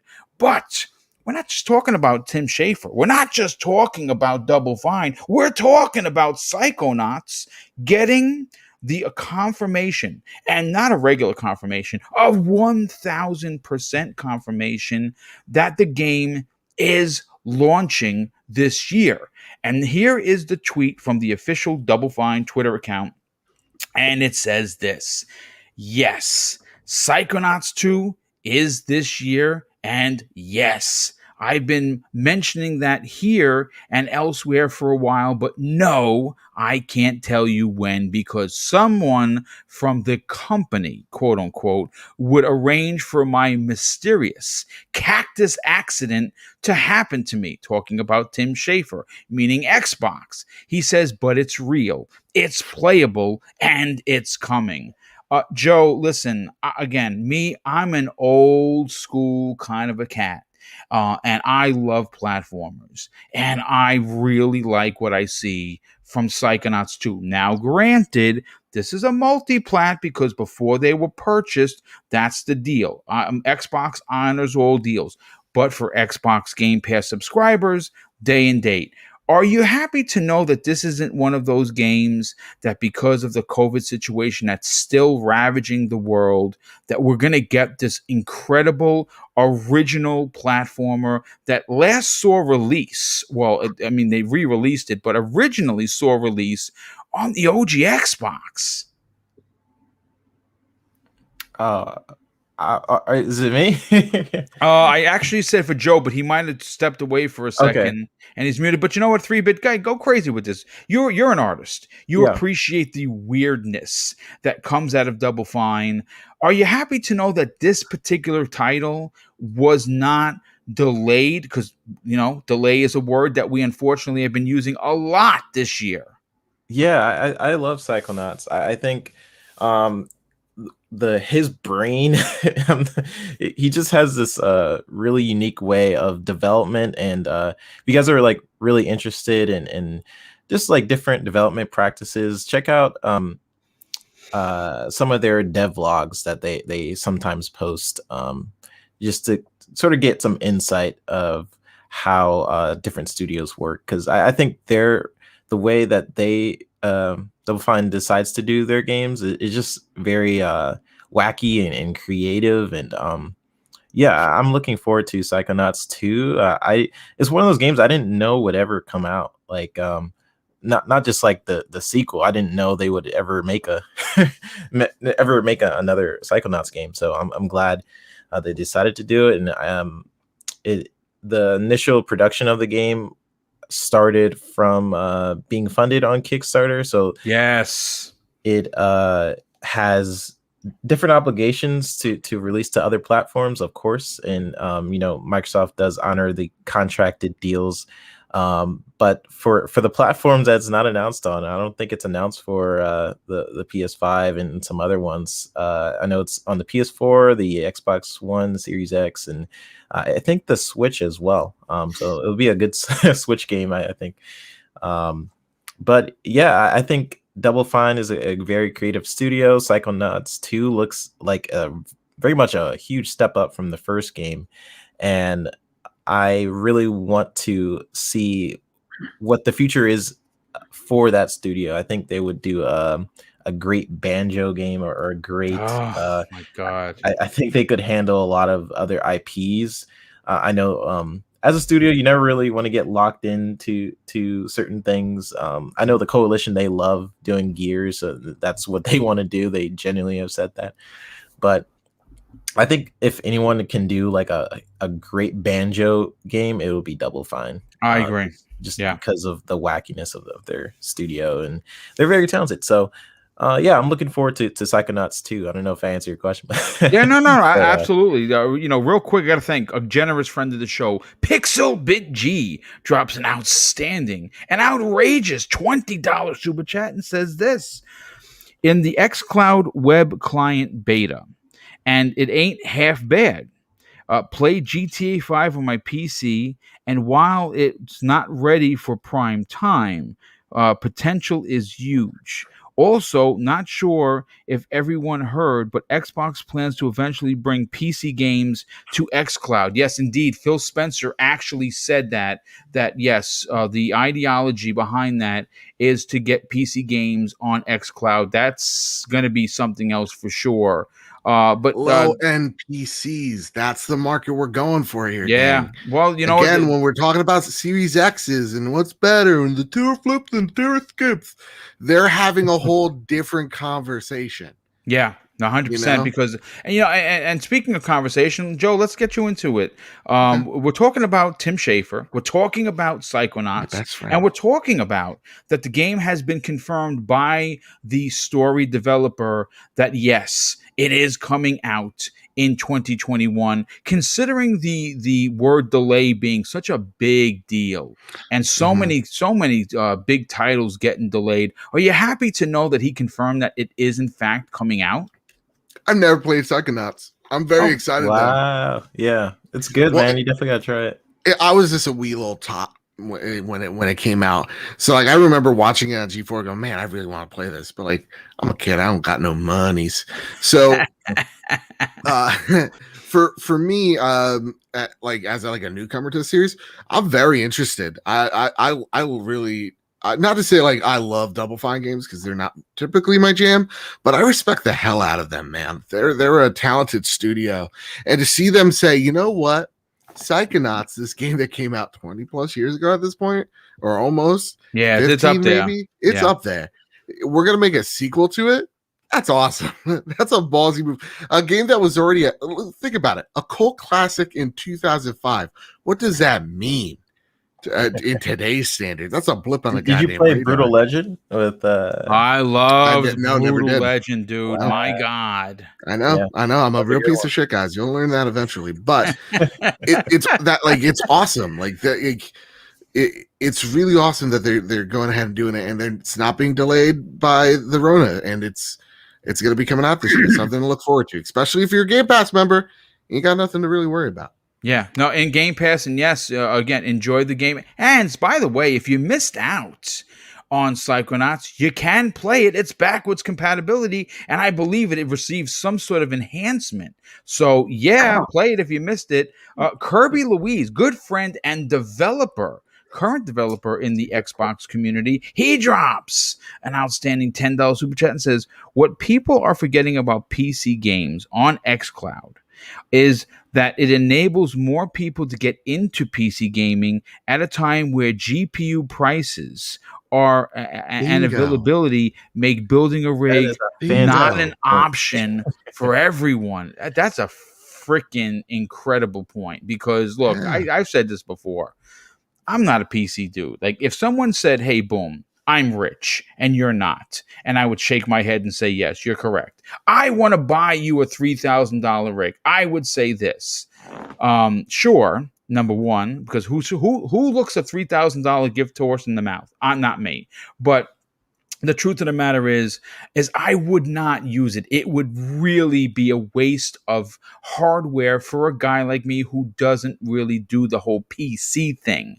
So, hold on a sec. We got a super chat coming in from Bay Area. He says, I just saw on Twitter that Clobriel mentioned that he expects to see Forza Horizon 5 at E3, but that he's hearing it does not take place in Japan.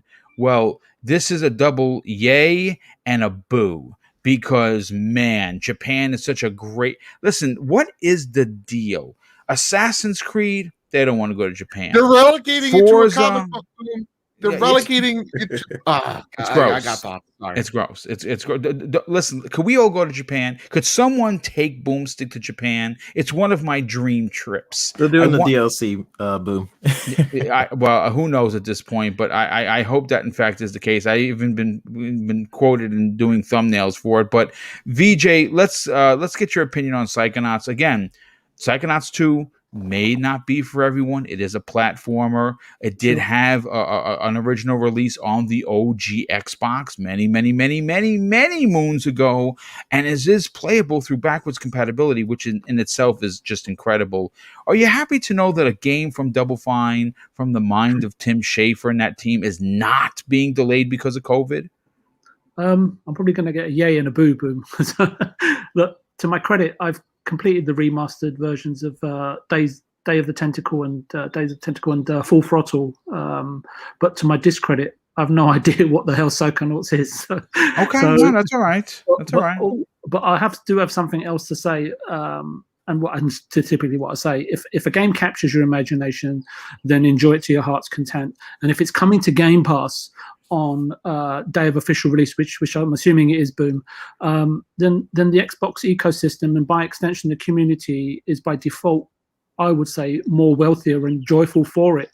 If you're like me and you don't know what Psychonauts is, then I would say place your preconceptions and sensibilities aside and approach any game, except MLB, of course, with an open mind, and you may well uncover something really great and worthwhile. And I'll also want to say is that any new game in Game Pass, where it appears first, is worthy of your time, or at least worthy of a comment or even a moment of your consideration. And I know everyone here loves games, and I think you've just kind of alluded to this, Boom. And I appreciate that many of us are pressed for time and money. It's hard at the moment. I'm not sort of trying to really push Game Pass here, or per se, because I personally live in it. However, the actions that we take ultimately have a bearing on all the developers, and some will appreciate your actions. And I think it's something that 3-Bit said that kind of pinged me to say that. But the question is why? Because your choices directly impact financially whatsoever they dream up and endeavor to make next. And I think was it you, 3-Bit, that mentioned Banjo, right? Yeah. So however, it could be magic, but the most important takeaway for me is that within Game Pass, and I keep talking about community, I keep talking about checks and balances, what the system is, or whatever it's going to end up being, right? I don't see a community like we have for Game Pass.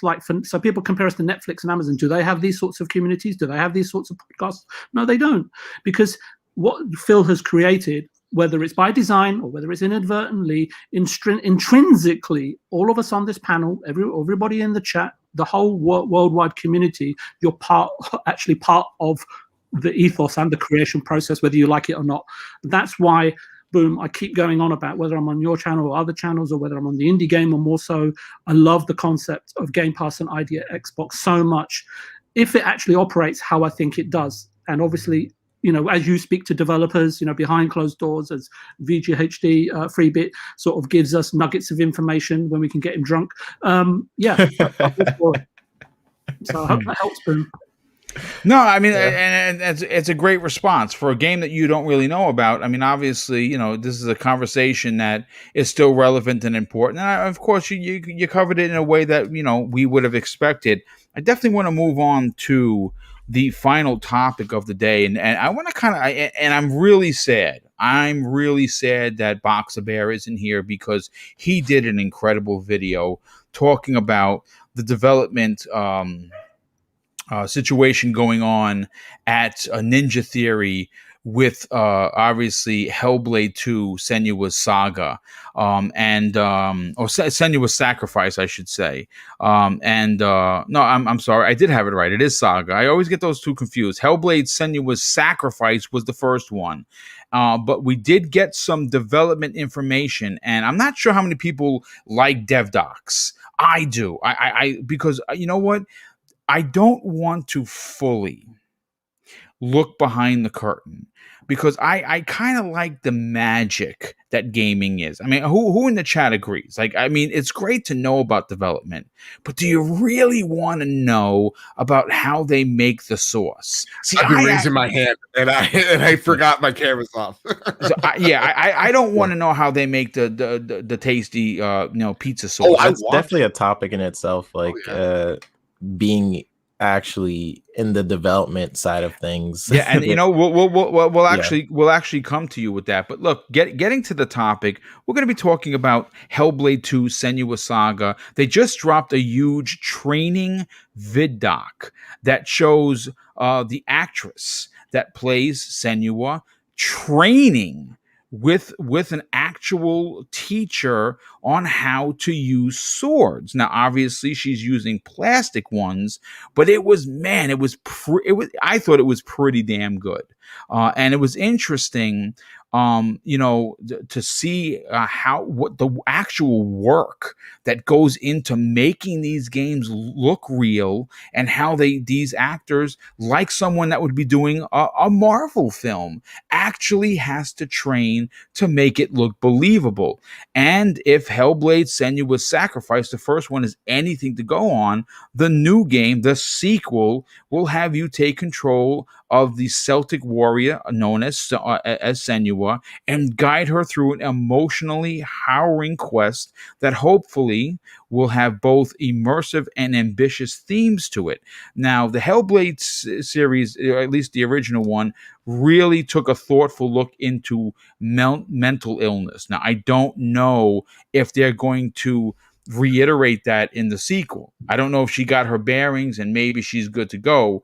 But right now, we don't know the release date. We don't know the price. We don't know the pre-order and a whole bunch of other stuff that we don't know. But what we do know is that they're currently putting a significant amount of work, a lot of mocap work going into 2021, which was halted in 2020. And I think that this is not the only studio that this has happened to. I think this is you're going to see potentially, and again, I'm only spitballing here, and Joe, I want you to respond to this, is, I don't think we're getting God of War 2. Or even like a God of War, Miles Morales DLC. I just think that the mocap work was severely hurt, and that game may be early next year, maybe even holiday next year. I mean, I don't know. The one that I'm concerned about, the one that we don't know, I don't think we're definitely not getting Senua this year. We're definitely not getting Hellblade 2. I pretty much could guarantee that because of the work that they're currently doing. I say the same thing about one of my most anticipated PlayStation 5 games, and of course, Horizon: The Forbidden West. I don't know if that game was hurt by what they do best over at Sony, and that's this mocap work that makes these games look real. For you, Joe, My question, very simply, based on the video, that she's still training and she's still learning the moves. I don't know if that's old and she just put it out. We don't know if it's 2 months old, 3 months old, 2 weeks old. But what are your thoughts on us at least seeing Hellblade 2 in some sort of a playable state, potentially some actual gameplay at this year's E3 2021? That's a really good question. I think you'll see it. I think we're going to see what the game's going to actually like play like. I think maybe a vertical slice for sure. Mocap to me, 3-bit, maybe you can help me out here, is usually in like mid development, if I'm not mistaken, right? Yep. It's not towards it's not, so to me it doesn't mean like it says a spell like it's towards the end. It's still like they're probably like making scenes and stuff like that. So I think this game's still far out, but I do think we'll get to probably see maybe a little bit more during E3 for sure. And I'm excited because I really love Bethesda's exciting and all, but like I really do feel like them and Obsidian are the studios I'm excited to see the most of from the Xbox slate. So yeah, I'm pumped. Let me see more Senua, and I love to see that she is, again, they're really taking her and being like, we're putting her on side by side of Marcus Phoenix and yes, I love that. Yeah, great. And fans are fucking embracing it instead of like female. It's like, no, like she's a badass. This is awesome. So, yeah, cool. You know what? That's a great point. I absolutely love that. I think that if you played the first one, now of course if you didn't, Xbox Game Pass, it is enhanced from what I understand. Play it with headphones, please play it with headphones, because my God, what an experience. It really does give you, again, people that suffer from mental illness. It's scary. It's something that it is real, and it's something that if you have someone in your family, of course, please offer as much support as possible.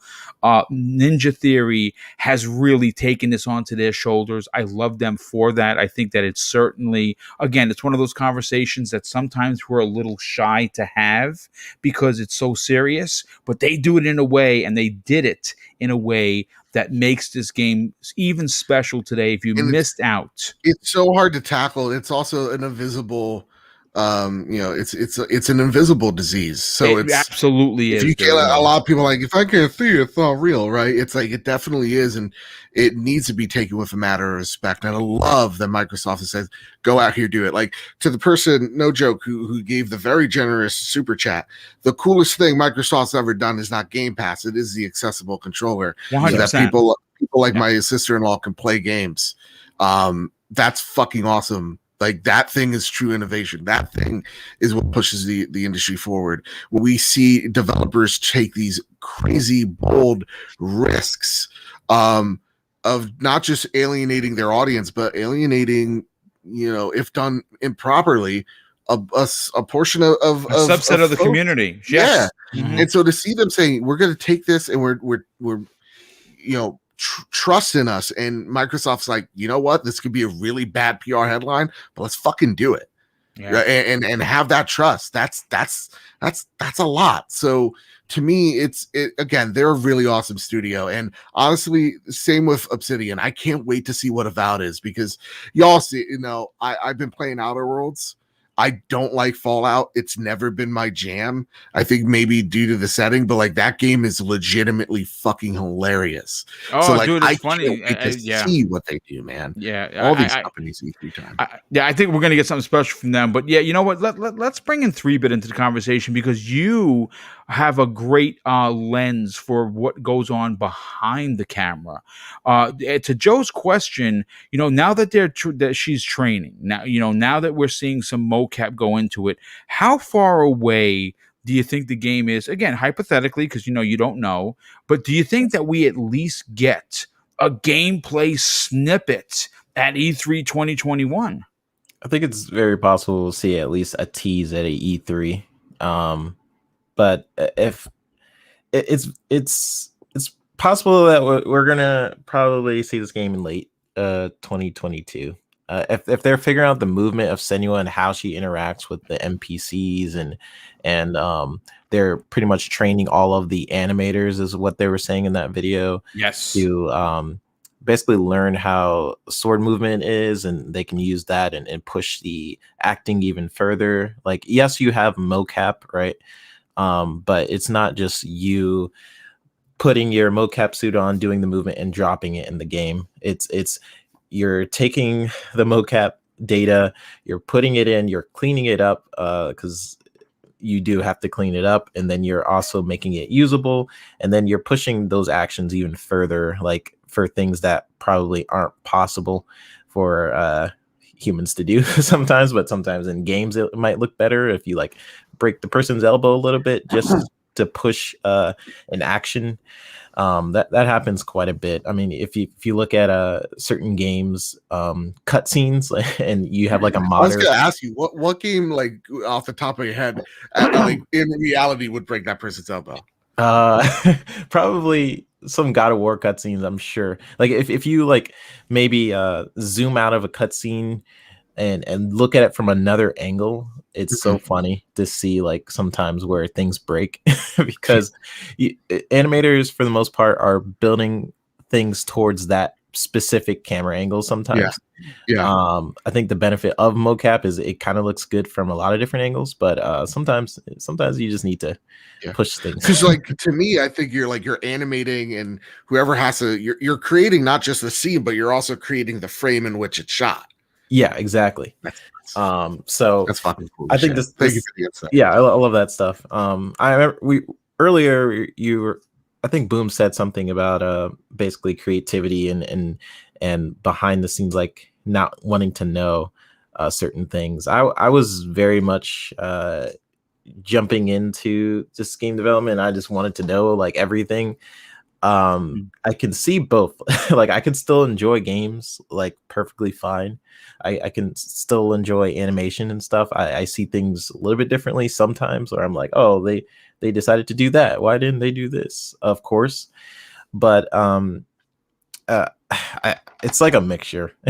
I feel like when you're joining into, I was to say like an art college, like going into art college, it's like some creativity is lost because you're just learning about the fundamentals of things rather than why you initially love to do it, for sure. And it's the same thing, I guess, in the gaming industry. This is a personal thing, but yeah, that can be a thing. But I still love games, and I know we all want these games like J Winford 877 Cash now, but we do have to think about the fact that COVID impacted production for these games, right? And we'll be feeling the effects of these games. Sorry about my dog, for a while. Yeah, I'm excited for Ninja Theory. Yeah, well, I mean, obviously, great point of view. Real quick, VJ, before we get you in on the conversation and we get everyone out of here, Raiden Blade drops an additional, very generous $5 super chat and says, "What if Project Mara is linked to Hellblade 2 and Mara is the real world and Hellblade is the inner mind?" Dude, you should be writing books. Because my God, that is one heck of a statement, and really, I mean, that's a 2-hour podcast all in itself on what the metaphor of what it actually means. And you know what, dude, I would not be surprised because Ninja Theory is Ninja Theory that we see something crazy like that. And I you know what, that's a bad word. We use unique. Because, you know, you don't want to say crazy because that's politically incorrect. So I apologize for that. But VJ, let's get your final opinion on this. Listen, are you excited for Hellblade 2? But more importantly, are you in the mindset that this is something, even if it's a 60 or 70, 90 minute, 2 minute, 3 minute trailer, do you think that we actually get some gameplay during the E3 event that's happening this June for Microsoft? Just before I speak to that, Boob, it was really interesting listening to 3-Bit because I mean, I'm in different facets of development compared to the modern age and day that 3-bit's in, but I really struggled to play games when I was in development. It's probably yeah, I would have touched on it more. My dog just started going crazy. Sorry. Yeah, and that's probably an offline chat anyway. So look, my apologies, Boom. I haven't seen the video you're referring to, so I can't speak to that directly. I guess my question is, was the video time and date stamped in any shape, way, or form? No. It could have been old footage that they just decided to drop a good doc on. Exactly, and you make, there you go. You make a point there, because if the date of the recording and what the video actually represents communicates in space and time, I guess, right, or factually or sort of discernibly sort of communicates in any shape, way, or form, is difficult to discern, right, what it actually pertains to. So if not, then who knows when the game will see the light of day. Maybe we're in for a big surprise. And I'm saying all of this because I know Box and Bears, constantly talking about Hellblade, right, on the show. So I'm trying to do his bit for him. Look, if it's one of Phil's AAA or highly anticipated games that's going to showcase the Series X, then I have to trust in what Phil has spoken of and to in the past. And that, for all intent and purposes, is year 2022, Boom. This is when he feels, and he's expressed it, hand on heart, right? And he was ridiculed for it. And I was quite astonished, right, by the response that 2022 is when Xbox and its studios can begin to deliver on the promise of true next-gen games. Now I'm paraphrasing here, and feel free to correct me, Boom, because you're much more well up on this information than I am. So feel free to correct me. And as I've asked before, does it depend on the Unreal Engine 5? I don't know, but this perhaps complicates or at least leaves a bearing on proceedings. I have to stand by what I've said previously to at least remain consistent. The UE5 engine might be a major piece of the puzzle for some of Xbox's biggest games. In regards to E3, in terms of what we'll see and in parallel to Hellblade being revealed, because I think, Boom, given how quiet it is, and my history in the game industry goes back 25, almost 30 years now, but because I'm still kind of involved in bits and pieces, but I think there's going to be a lot revealed at the upcoming E3 show, and I really do want to see where the Unreal Engine 5 is at as well, especially if it's being, sort of commercially released towards the end of the year. Nothing has been said as to that being delayed or any shape, way, or form. So I'm sure plenty of studios have got beta versions, but that's the more interesting one for me, versus, communication and announcements and world premieres from Nintendo, Sony, and Microsoft, right, and Xbox. Why? As I say, I think that many of the big games are going to be using this new tech going forward. And for me, is that, and I want to be clear here, Boom, and I know we've discussed this topic on the show before, I don't like the fact that Xbox, in this instance, is waiting for someone to bring them flowers, right? I think we can all agree it's slightly disconcerting. My message to Phil would be perhaps plant your own garden and decorate your own soul, so to speak. And I think they are probably doing that, right? But I think it's just a really good point. And just to wrap up, as I said, becoming in any sort of game engine takes a sincere amount of time, talent, patience, and energy. But back to your question, will Hellblade 2 and perhaps the Unreal Engine 5, in tandem be unveiled at E3? Well, I guess my guess is as good as anyone else's at this current stage. At the same time, what I will say is that the game Returnal, which doesn't really appeal to me, then again, I don't have a PS5, seems to be running at 4K 60 with ray tracing. So I don't know if ray tracing can be tuned, on to a varying degree, depending on what performance you want to have idea about on a technical level. But my point is, I believe so, because Spider-Man has a 4K for a ray tracing light option. Right. Okay. Yes. Okay. I mean, I didn't know that. So thank you. But my point is that whether the game is running on UE4 or UE5, but perhaps that's good enough for Hellblade. I just don't know enough about the situation, to be honest, because I'm not that well in tune on a technical level. But I guess the most important thing is E3 is not far away, so we'll know soon enough. And let's be honest, it's barely a hard test of patience, right? So, yeah. Those are my Yeah, thoughts. real quick, Kirby Louise in the chat. Obviously, he's a part of the development community and friend to this show. He says the beta builds of the Unreal Engine 5 are already in the hands of certain devs that Epic has picked, and I would not be surprised if Ninja Theory was one of those. Yeah, they were one of the developers. first, if I'm not mistaken. Oh, well, there you go. Well, listen, again, a great way to end to segue into the outros. Listen, this has been a great show, obviously, for a lot of reasons. One, we got a lot of talk from everyone. Everyone was able to give their points. No one was rushed. Lots of fantastic points. We got to all 4 topics, and that is huge. Obviously, there's going to be a Breakfast at Boom tomorrow at 10 a.m. Eastern Standard Time with special guests. We're going to have, obviously, Hogue Law is going to join us to talk about everything that happened with the Sony contract that leaked, what it means moving forward. He's going to elaborate a little bit on the inner workings of the contract. We're going to get some sauce from Gaz from Game On Daily. He'll be joining us along with the crew and myself. That goes live 10 a.m. Eastern Standard Time tomorrow morning. We're going to keep this podcast show rolling, but of course, let's get to the outros. And before I do, I want to thank once again the insane generosity, folks, that continues to come in. Like I said, I say it all the time. I don't want to sound like a broken record, but I truly mean it from my heart of hearts. I am humbled beyond words because, again, I do this for the love of this community, for the love of this, for the gaming itself, to be a part of it, to have a space to talk about it that actually people want to listen to. Folks, it's crazy. It's like this is a second career for me.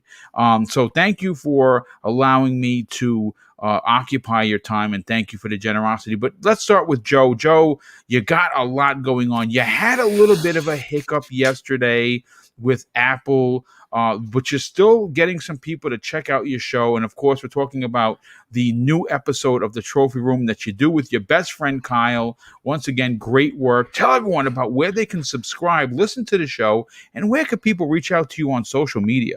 I fought Tim Apple and I won. I love that story. Yes, you beat him down. You didn't just That's win. right. You You tried to come into my house. You tried to tell me, no, Joe, you can't. Your podcast doesn't belong on iTunes anymore because we're dumb and we don't know how to update our service.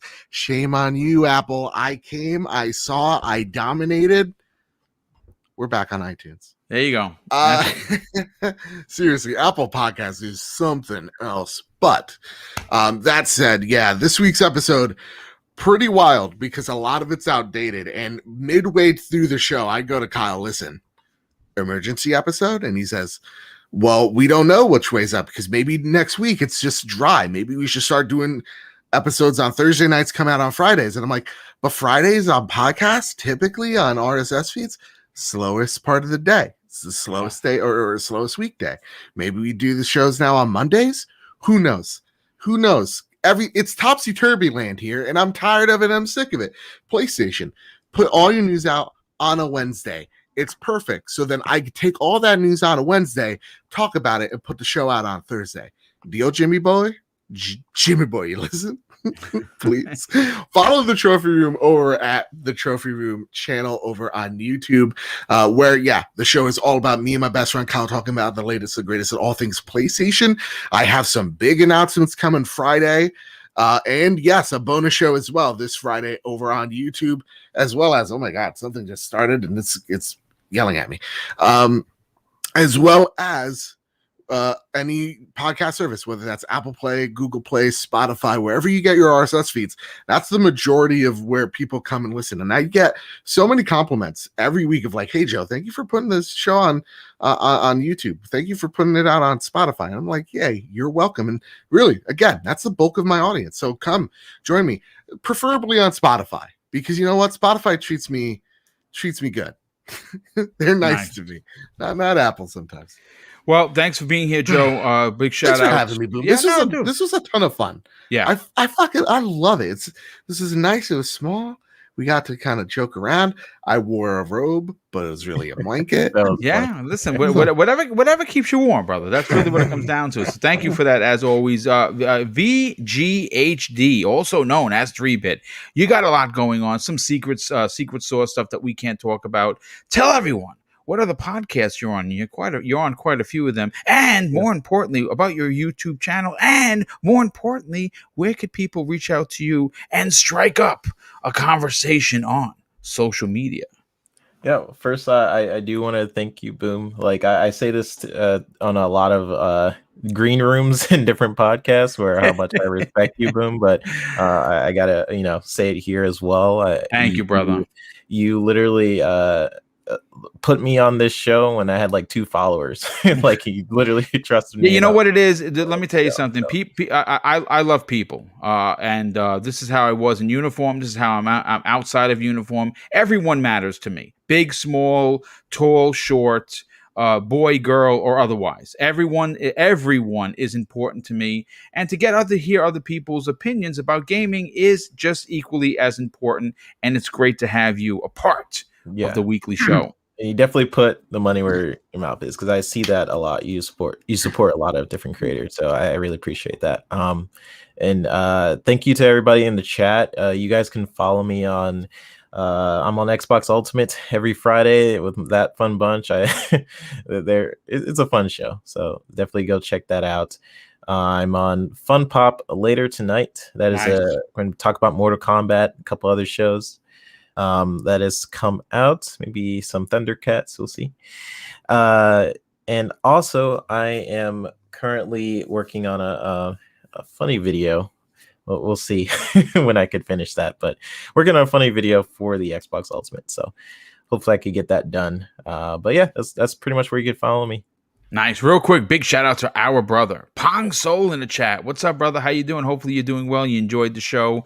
Last but not least, VJ, the very vocalized one. You did an amazing job. You completely knocked it out of the park, and you brought your A game and your dictionary and your cup of tea. Tell everyone what are the shows you're working with, and more importantly, where could people reach out to you and strike up a conversation? The only other show I can manage at the moment, Boom, is Stubbs Midweek Gaming, and there's some good guys on there. Yeah, great panel of people. We're really good. If you're missing out, definitely head over to that and listen to that show. A lot of really important opinions come out of that show. I don't know about that, Boom. But yeah, no, it's a good show. We've got Cerebral Paul, Mr. Tushi, Removable Sanity, Animated Evil, and obviously Stubbs. So yeah, and I enjoy that show. That's what I can manage at the moment. But yeah, I just want to say, Boom, sorry if I didn't answer the questions directly and I went off on tangents and spoke for extensive periods of time. So I hope all was in order. If not, you can tell me off after the show. But thanks for having me on. I really appreciate it. And but yeah, just to Mr. Badbit sentiment, yeah, it was a really nice, cozy show today. And when it's like this, sometimes you do get a little bit more intimate details, from the fellow panel members, so you can get to appreciate and understand them more, because time is always limited, right? We don't always get together. So that was a really great thing in hindsight. Thank you. Well, thank you. And of course, once again, we had over 570 people here today, folks. Almost 600 people. That's big. So if you enjoyed it, hey, 2 things. 1, share this out. Let people know that, yes, Double Barrel Gaming does have an Xbox show, and I love it, and share that with everyone. Also, hit the damn like button. It don't cost anything. It's free. Trust me, I won't send you a bill. It does help me, navigate the very, very difficult waters known as YouTube, and it could get me, get me into an algorithm that people actually check out the show. So anyway, I'm going to close out today's show with something that's important to me. Hopefully one day it'll be important to you. And that's something that my dear old dad taught us when we were kids. And I think now, more than ever, it's super relevant and more importantly important. He said, son, treat others how you want to be treated. And also, it doesn't cost anything to be nice. Live by those rules, and I can guarantee you're going to have an awesome day. So take care, everyone, and we'll see you next week on the newest episode of the Xbox Factor podcast.